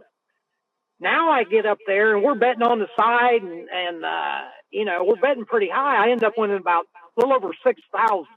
So I was like 8,000 winner for the night. So, and I unleashed on this poor guy, on the bar. I had to. Your stroke all the I same ran better, right? Yeah. And I ran like 5 or 6 racks on him, and we're betting like real high on the side and basically just busted up the game. So now I put my stick away and everything, go up there, and the owner's up there, and he's got this kind of a strange look on his face. He looks at me and he says, you know something, kid? He said, you played a lot better there at the end than you did at the beginning. And I looked at him, I said, well, you saw the movie, didn't you? That's so good. His forehead turned red, and I looked at my friend and I said, I think we need to get out of here. And we made a getaway, because it looked a little shaky. He knew he'd been hustled. Yep. Yeah, but he met the real Tom Cruise. Yeah, he did. Was he really heated, or was he all right? He was all right, right? He was all right. He wasn't really, but he was, chapped. He was a little chapped. 8,000 deep. He was probably a little pissed. I'm sure it was all his. You know what I mean? We had to get out of there. Because I think he, more than anything, he was probably embarrassed, and it was in front of all these people, and I had just, I had kind of made a fool out of him. He was acting like he was robbing you. He was acting like he was robbing you in the beginning. You've seen The Color of Money, haven't you?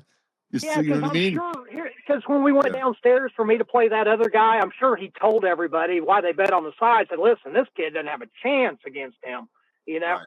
But when I took those, I was like Clark Kent, man. I took those glasses off and pulled open my shirt, and there's a big F. But it wasn't Superman. It was just like Super Stroke. But anyway, that was fun, and that's one of my my favorite stories, because great story. It came out. That Color of Money came out perfectly for me, because the next like 5 to 7 years, man, people were spinning their sticks when the yuppies were playing, and like the pretty people were actually playing pool. Yeah. Like Earl said, pool's a great game, played by ugly people or something. But back then, during that period, man, it was totally different. That's when Julian's and Fox and Hound and a lot of those upscale pool rooms came and were doing really well. Because they had that yuppie crowd. And if somebody could have kept that momentum, we'd have a whole different game now. Because that's when it was important. Yeah, I agree.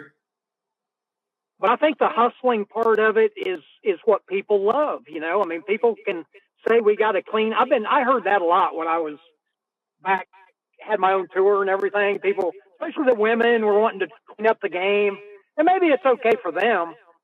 But pool really doesn't need to be a squeaky clean game. Like I said, if it's too lit up and it's too sterile, that's not what people like.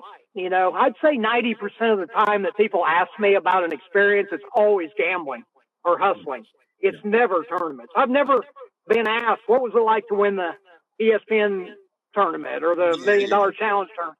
Nobody's ever asked me that ever. Yeah. But they've asked me a lot about the stuff like I put online, the adventures on the road. I mean, I got probably 150 stories on there, and I know I can do another 50. But I lived on the road for 7 straight years, I mean, I played thousands of matches. So thousands with different amounts, different angles, different everything. Like you said, different table conditions. Speaking about tables, let's talk about the Gold Crown, one of our sponsors here, of course, Brunswick. When you played on the Gold Crown, did you like playing on the Brunswicks? Yeah, they're my favorite. And I just made a comment on Mark Gregory saying about I can't wait to play on one of those Gold Crown 7s. I think they're bringing them to Bristol to Janet's place, Borderline. Well, I believe so. I think I heard that. I haven't, but I think they're bringing them in, and I hear they're great. You know, Mark Gregory's a good friend of mine, and man, he's a genius when it comes to table mechanic stuff. I mean, I'm a real big fan of Mark, and Mark played real good too, man. One of my road players, Doug Smith, played him in Chicago. They must have played 10 or 12 straight hours bank pool, which Doug played great bank pool, but I think he got beat.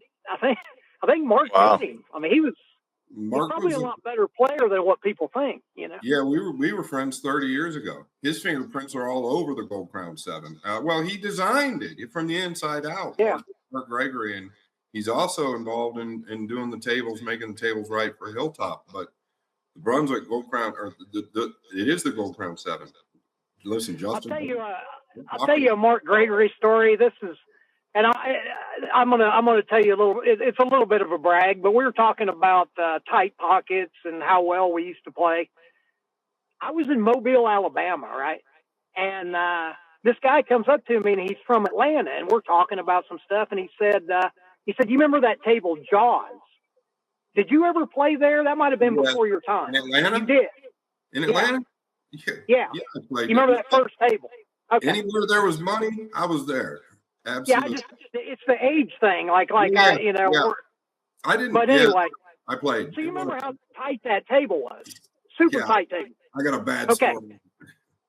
So that guy says, I saw you play the Ghost one night on that table. He said you ran 28 racks in a row. I'm like, oh man, come on now. I mean, you know, you hear some wild stuff. I was like, that's not possible.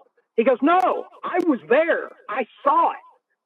And I said, I wanted to argue with him, but I knew better, so I just kind of let it go. I said, well, thank you. I appreciate that. I said, I wish I could do that every time. And didn't think much of it. So I'm up in Atlanta. I'm staying with Mark Gregory. We're out on his outside on his little balcony thing, drinking a beer and bullshitting. And I told Mark, it came up about that table, Jaws. And I said, Mark, it's funny. I said, a guy down in Mobile, Alabama that's from Atlanta told me he saw me run playing the Ghost 28 racks in a row. And I'm talking to Mark like this, and Mark immediately does this. And I'm like, what's wrong? He said, I don't know how many it was. I said, wait. You were there? He goes, yeah. Johnny Archer and I was there. You're shitting me. He said, no, we watched it, but we weren't counting how many racks. But I'll tell you this, it was over an hour. You ran every rack. So I started doing the math. I'm like, man, that's actually... That one of those blackout times you're talking about earlier? You're just in the zone? Yeah. Hold on. Let me ask a couple of pool player questions, because I know that table like the back of my hand. Yeah, you got ball in hand after the break, right? You break with ball in hand, playing 9-ball? Yeah. And you broke and ran racks for an hour or more straight? Yeah. That's what Mark said. I'm not. Him. No. And I don't remember. He remembers better than I do. Mark's a good friend of mine, and Mark doesn't tip. If you know Mark, Mark's not one to really bullshit. He doesn't bullshit. No. I'll tell you that table with ball in hand, if you put a ball on the first diamond nearest the pocket, I know this because I actually put it up and won some money on this, and you take ball in hand and you have to draw the cue ball past the side pocket, that ball's not going in. It's not going in, period. Yeah. So any ball on the rail, you couldn't make it if you weren't rolling it at a very soft speed. I'm not saying or didn't do it. I wasn't there, but that's amazing. That's amazing. See, there is one thing that I had going for me on those super tight tables is I call it the touch of inside. I'm basically, just like you hold a bank, I'm doing that on a mini version to where it does make the pockets bigger. Now, I know the shot you're talking about because I've shot that. There's been a few tables I've played on where you put it close to the rail and you can't draw it back to the end rail. Yeah, this one would be full. Exactly. Yeah. And just ask Mark about that. No, I will. I do want to mention, though, you said and I did make the finals, yes, open bank pool 2 years in a row, and I did win it and won a lot of bank stuff. John Brumback always taught this, and this is, I'm going off subject because we love talking about pool. A lot of people think English is what will shorten a bank up. More often than English is it's a heavy ball hit or a center ball hit with the softer speed. As long as you just hit it hard enough, it's a stun speed. Just actually slower you hit it, the more it can shorten up. And I can actually prove that. John showed Feder Gorsh. Feder actually put a video up on it. But banking the ball with inside will hold the ball up. I don't know why I'm switching the subject, but that table was in Conyers, Georgia. And yeah, Conyers. That's where what's his name? John. Man, I just saw it. John Hager spent a lot of time there. Yeah, and who's a real good one pocket player? Man, I just saw him. Oh, our age or who? Danny Smith. Danny Smith was there. Okay. Yeah. He plays real good on tight tables like that. Yes, he does. Like, yeah. I think he and I probably played similar as far as that goes on those tight tables, from what I've heard. You did. Yeah. I had the tight table just under 4 inches here for a long time that I played on as well. Then Danny came and tried to play that. But that table, I wonder, is that table still there? I don't think so. That pool room's not there, is it? I don't know, but I mean, I'd heard not recently, in the last few years, that it might still be there, but I don't know. It probably is somewhere. Yeah. Like where are the pockets? Ask Mark about that. Like I said, I didn't believe it either. I didn't believe it. I wouldn't expect anybody to believe it. But we're talking about Mark Gregory, and that just came up in some other situations recently. Yeah. But I just think it was funny that I actually had a verification on that, because I didn't believe that guy at all about the 28 racks. But I believe Mark about the over an hour, because I would go in those. Were you gambling with that, or were you just practicing? No, I can't remember. I was just playing the ghost. I remember being there, but it's one of those deals where it's like I was there, but it was like a dream. Yeah. But I was playing at a level that was just freaky, you know. I mean, you go through times like that. I wouldn't play that good the next day, probably, but sure. But everything was just right. But the way I hit the ball with that touch of inside, it does make a difference on tight tables. Efren does it too. The Filipinos do it. I asked Dennis Orcolo if he cued it to the inside or the outside. Because first I asked him about, he doesn't use the center. He favors one side or the other. Most and he gave me the best. Yeah, everybody's going to at the top level, I think. But here's what Dennis told me, and it's interesting because it made a total sense. Dennis told me when he's playing on big pockets with faster cloth, like newer cloth, he uses outside as much as he can. But when he's playing on worn cloth with tight pockets, he cues it to the inside as much as he can. And that makes total sense to me. Because, if you do that, I know you do that because I can tell by watching, but I don't know how conscious the player is of it. A lot of the older time players did it, and they really didn't know they were doing it. It was more the after contact reaction. It looks like it's on a string or it's floating. The way it was described to me by Omaha John was you need to try to make the ball look like it's floating from position to position. And people would say, man, it looks like you got the ball on a string. And that's the reaction that it has. Right, Scott? If I see somebody like back in the day, if I was getting ready to gamble with somebody, I didn't know who they were and they're warming up. If they're doing that, I prepare myself for a long match and I have to put a lot of pressure on them. But if they're not doing that, it's not going to be that long.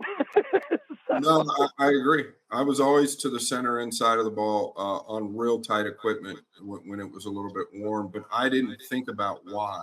But you could really move the cue ball a little bit better, and I think you could play the object ball cleaner. What's interesting nowadays with these elite players is they're still playing on 4-inch pockets, but 90% of them, probably 95% of them, including Federer, including Filler, they're going to the outside of the ball. Yeah. I think that's because of the newer cloth, right? I'm pretty sure that they It's would. the cloth. Right. Yeah. Exactly. Yeah. Because those pockets are forgiving with outside English. See, the ones that are tight, like that Jaws table, if you play with outside English, You're dead. you're not gonna do any good. You're dead. Yeah. So, I prefer that type of, but that was the gambling conditions. They always had tight tables. Yeah. They usually rolled off a little bit. They were I like tables that roll off. I like gaffy tables that roll off. Same. Because I hit through the break, I hit everything a little harder than most people. And that's from playing on the road all the time, because I could get used to a table and play good on any table really quick. And I'm usually playing somebody that, that's their home table. They played 20 or 30 years on it. They know it like the back of their hand. Yeah. Did you ever play Gary Spaeth? I knew them. They were real close with John Brumback. I knew them, and they were getting sick right as I was coming on. I'd met them, never played them. See, that's where the age, like I don't know. How old are you? You had to 61. Okay. I for some reason, I feel like we're the same era because of some things, because we went through the same. I'm one before you. What? Yeah. You're probably 50. I'm 50. 50. Okay, so that's Yeah. Yeah, because I think when I met you, you were 18 and I was 29, or you were 17, I was 28, something like that. Yeah, like the first couple of years I played. Yeah. I think I met you in Vegas at the Riviera when Roger Griffiths and I went to that Chinese restaurant with you. That's my first memory of seeing you.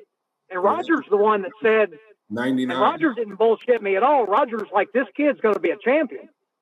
So we went into that with me, like I believe that. Like I caught on to you. I mean, I took to you real quick because I could tell you had that mentality. I appreciate it. You can tell, Yeah. 18 years old, huh? And you could tell. Space, talking about pool stories, I'll tell you something I think is pretty interesting. Like, there were times, like with Gary Spaeth, where I'd go play somebody on their home table, and I pretty much knew they were going to play just about perfect. And Gary was one of those players. So he beat Buddy Hall. He beat John Brumback, I think. See, I gave John the last two on his home table. They did beat John will tell you. Yeah. John talks about that. They had a big influence on John's game, actually. I think John would tell you a favorable thing about playing. I gave him the last two on his home table. I think we played 15 hours or something, and I think to a draw, if I'm not mistaken.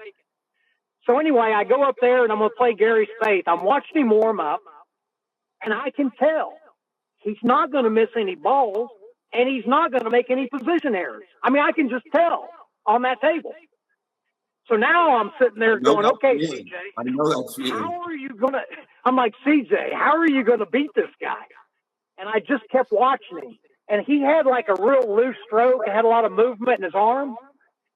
And that's what I told myself. I said, I know how I'm going to beat him. I'm going to wear his arm out. So my whole strategy, it didn't have anything to do with pool and I'm going to do break from here or do this or that. My whole strategy was to wear his arm out. So now we're playing and we're going back and forth. He's staying like 3 or 4 games ahead of me. And it's been about 9 hours. He had a straight in shot, maybe a little bit of an angle, long shot. And I saw his arm misfire. And he hung the ball. Okay. And I got up and it just so happened, and you know how momentum is, it just so happened that he did that and I clicked in and I beat him about 15 ahead in the next hour and a half or 2 hours. And he ended up quitting. I love it. But that's I just think that's kind of funny. You know, people might not relate to that exactly, where you're just trying to wear the guy's arm out. But that's how we had to think back then. Like I said, you had to beat the guy into submission. Well, it's funny. If you're beating them on their home table, I mean, you know. You would go on the road. I would go on the road. And the last thing I wanted to do was play a top player. But you would go on the road and the guy'd be hitting balls. You're getting ready to play the guy. And he'd let me warm up or whatever the case is. And you'll watch a guy hit the balls. And you immediately know if you're really going to have to play to beat this guy, you're going to tell pretty quickly, this guy can really play on his table, right? Like, Yeah. I didn't like really doing that because I could give up handicaps like you were talking about earlier, and people think that they're going to rob me when it wasn't even, it was the opposite, right? So I tried to avoid all that. But you were a rotation player more. That's a question for you. Did you play anyone on the road? Not when I was real young. I went through a period where like the best I've ever played one pocket was in Baton Rouge, Louisiana. I played Amarillo Slim and I gave him 15-5, 14-5. That was what Efren was giving him. And I ended up beating him out of 32,000. But my shot making and off the end rail, I think was about as good as it could have ever possibly been. I made everything off the end rail. And I got him so weak at the end. You know, Slim was pretty old at the time. I guess he was probably 72 or something, maybe. I don't know. But I remember he had his stick and he was clenching it. And I could see that it was like he was on a ship or something. He was supporting himself. Like he was getting so weak, he had to use his stick to prop himself up. And, yeah, and I ran so many 14s and 15s on him. That was in Flyboy's place. Remember, did you play Flyboy down there? Wasn't it Lambert's, Bella Baton Rouge during that tournament? Mr. Lambert. Yeah. Yeah, I used to stay with I played Slim on that front table in front of the bar. Yeah, yeah. And it played tough, you know. I got roofied there. I got Mickeyed there. I'll be honest. Is Jimmy still alive? Jimmy Spears was his name. He's talking about flying. No. I used to gamble with him. He Mickeyed me, and he admitted it later because I got so sick from it. I drank a beer that he gave me, and we're getting ready to play again. And I got so sick from it, I was in the hospital for 2 days. Marcus Schmott was with me when this happened. I believe it was Marcus. See, that's another thing that people like. I've warned some of the younger players because I don't hear of it happening, but I can't imagine it's not happening. But these young players aren't aware of it. Like we used to take our own coolers in. Oh yeah, we did. Under the table, and I wouldn't drink anything because they can put stuff in with a hypodermic needle. You know, I mean, I knew people that did that. I didn't think Flyboy would do it, but I had him a little loser, and we were good. But they hit me so hard with it, and we called it jar back then. They jarred us. Jar, yeah. Yeah, we called it jar. I've been jarred 3 times. Too.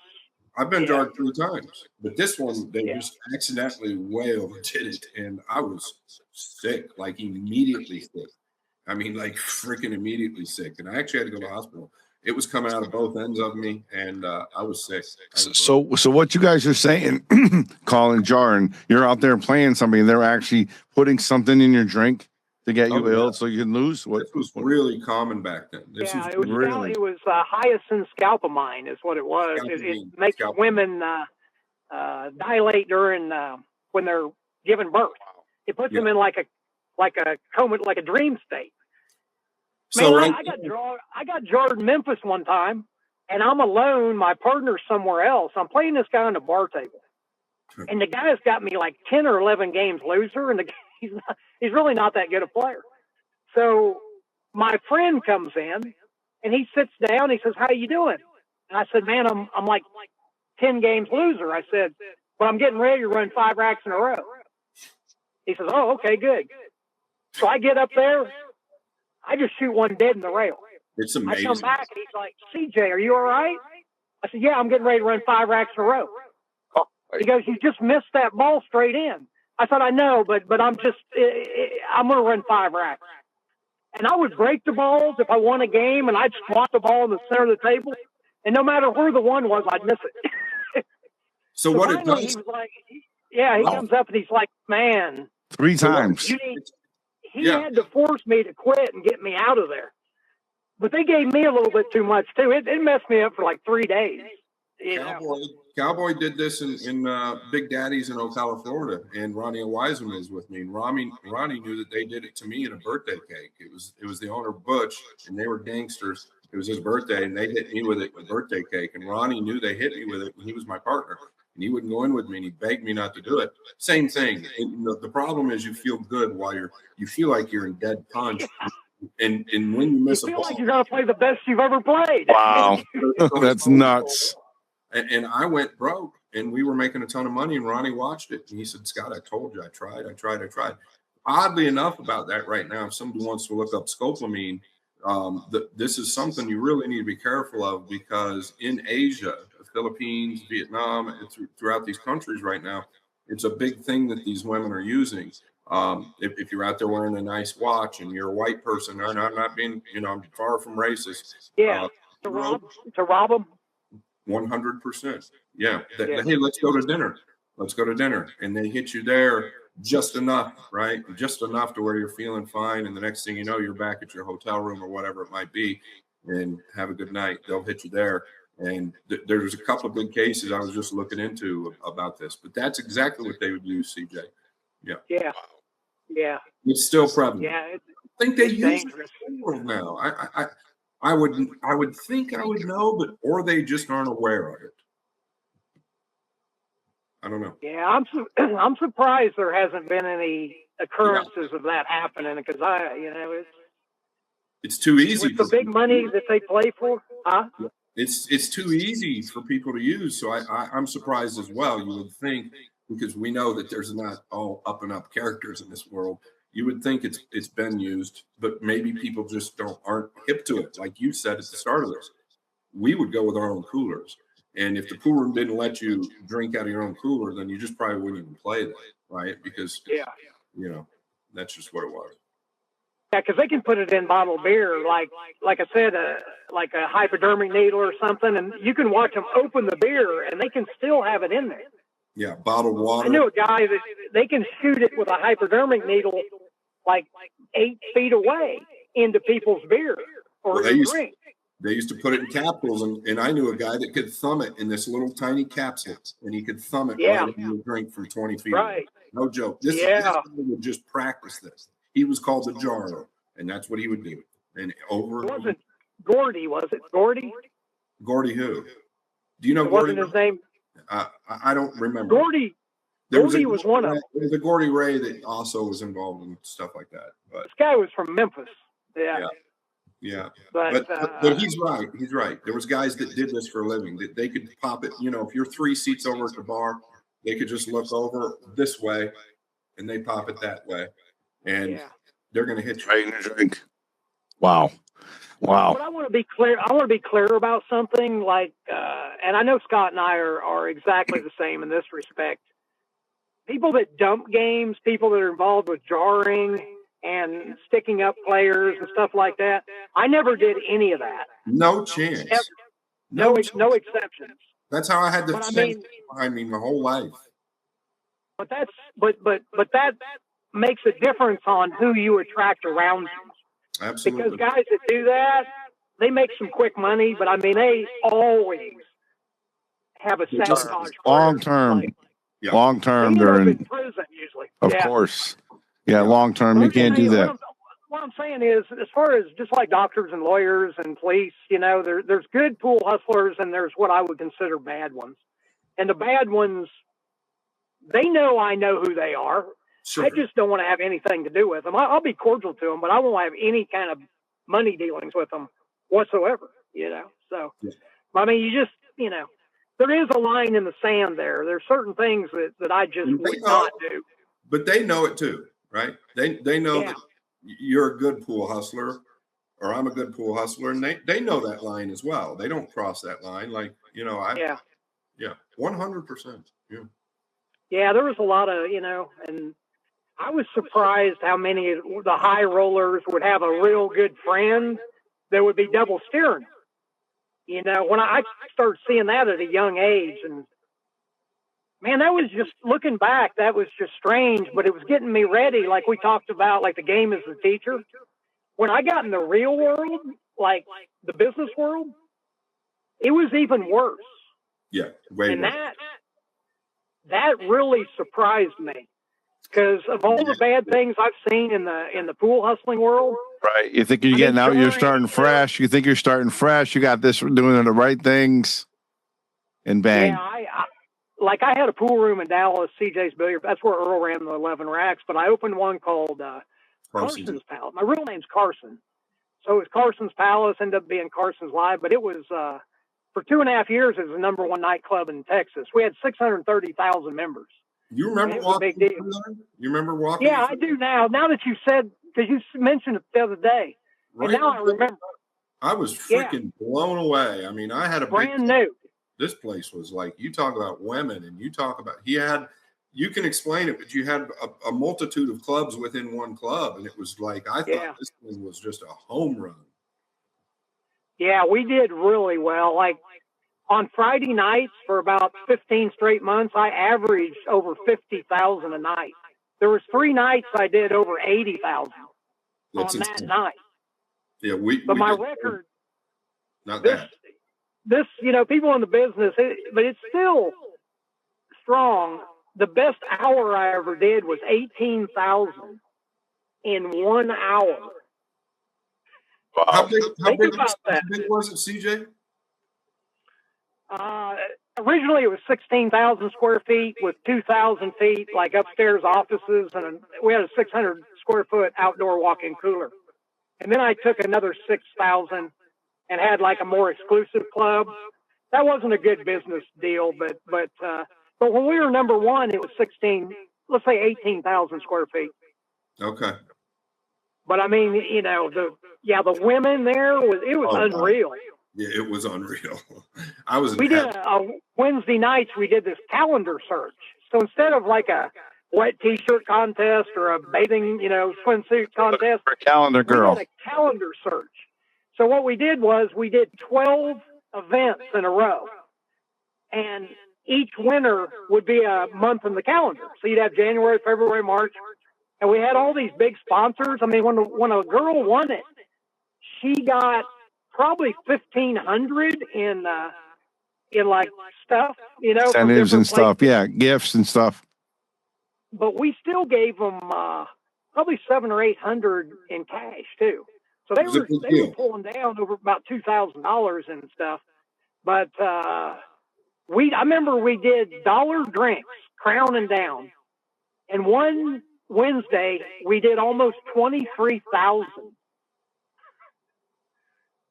That's really amazing, isn't it? Really? Yeah, those are massive numbers. Those are massive. Yeah, the dollar drinks. 1,000 square foot. It's crown and down. So see, there's a trick to all this, of course, is we had a super bar staff, and they're upselling everything, getting them into the premium drinks. So, I mean, most of that money obviously wasn't at $1. But the dollar gets in masses of people, but especially the women. Like, women don't usually have a lot of money to go out on. Really, the average back then was about $10 or $15. Oh, really? And I studied that. Like, the average woman going out would have like $15. How long? What year was this? When Carson's was going? 2001 to 2009. Okay. Yeah, we were building it in 2000. It might have been. Does that sound right to you? Yeah, it's just so much longer than I thought it was. Right, like you guys had just opened and you were taking me through it, but it just. Man, I remember now. I remember that the carpet smelled brand new. Like, yeah. Like when I was taking you through there, because I remember that for some reason. How it smelled like that carpet. It had so much carpet. I was blown away. New carpet smells good, especially at a new place. It's like a new car or something. Yeah. I was blown away. But yeah. How many employees did you have at that? So I had freezers, okay? And I'm just telling you, for a pool room, okay? We had a nightclub connected, but it was in the same building. We had 80 employees, give or take 80 employees for a pool room, right? And it's like nightmare because I was running the whole thing myself pretty much. How many employees did you have? It was a really nice place, too. I went there a few times. Thank you. How many employees? You had to have a massive staff. Yeah, over 100. I think when we opened, we had like 115. I had 28 servers on the floor at a time and 18 bartenders on the floor. So then we had, a lot of backups. But then the kitchen staff was huge. And like the big Friday nights I did, I had 14 uniformed police officers and 9 security guys with suits with the earpieces. I mean, it was real classy. I had a manager at that time that really knew how to run clubs. Yeah. Yeah. Yeah, that was a strong deal. What was and you don't have to answer this, what was the demise of that? The smoking law. The city of Dallas got a bunch of money from the federal government, and that happened all over the country. Oh, yeah, it did. Happened in my pool room right here in Connecticut, for sure. Yeah. See, the United States government did that, really, because they started giving these cities a lot of money if they made it non-smoking. And Dallas was one of them. I was right on the edge of the city of Dallas.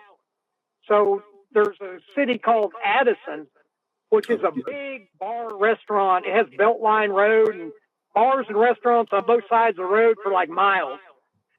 So when they did the no smoking thing, man, 20% of my business just went to Beltline Road because they could smoke. And 20% was enough for me to start losing $10,000 a week. So I did everything I could to keep it open, and I ended up losing about $200,000 in cash and about $2.2 million in stock, probably in 16 weeks. Yeah, it goes fast when you start going down. Yeah, and I knew there was just nothing I could do about it because you know one of the features was a garage door, and they wouldn't let us open the garage door anymore because they had smoking on the balcony.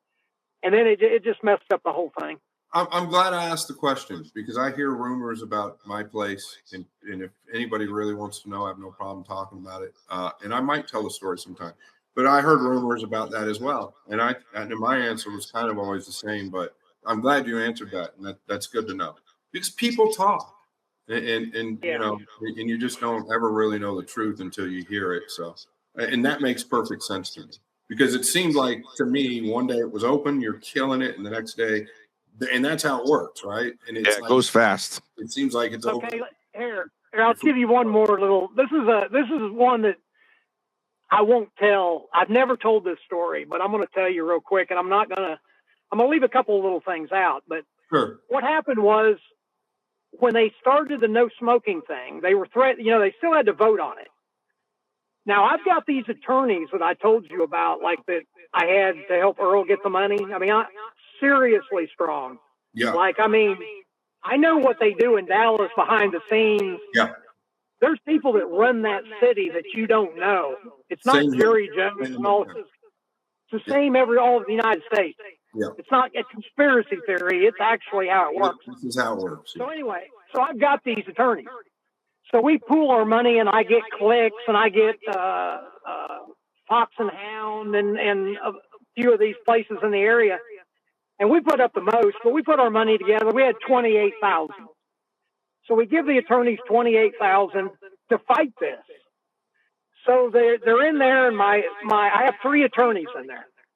The main one is there, and the mayor of Dallas at that time was a lady.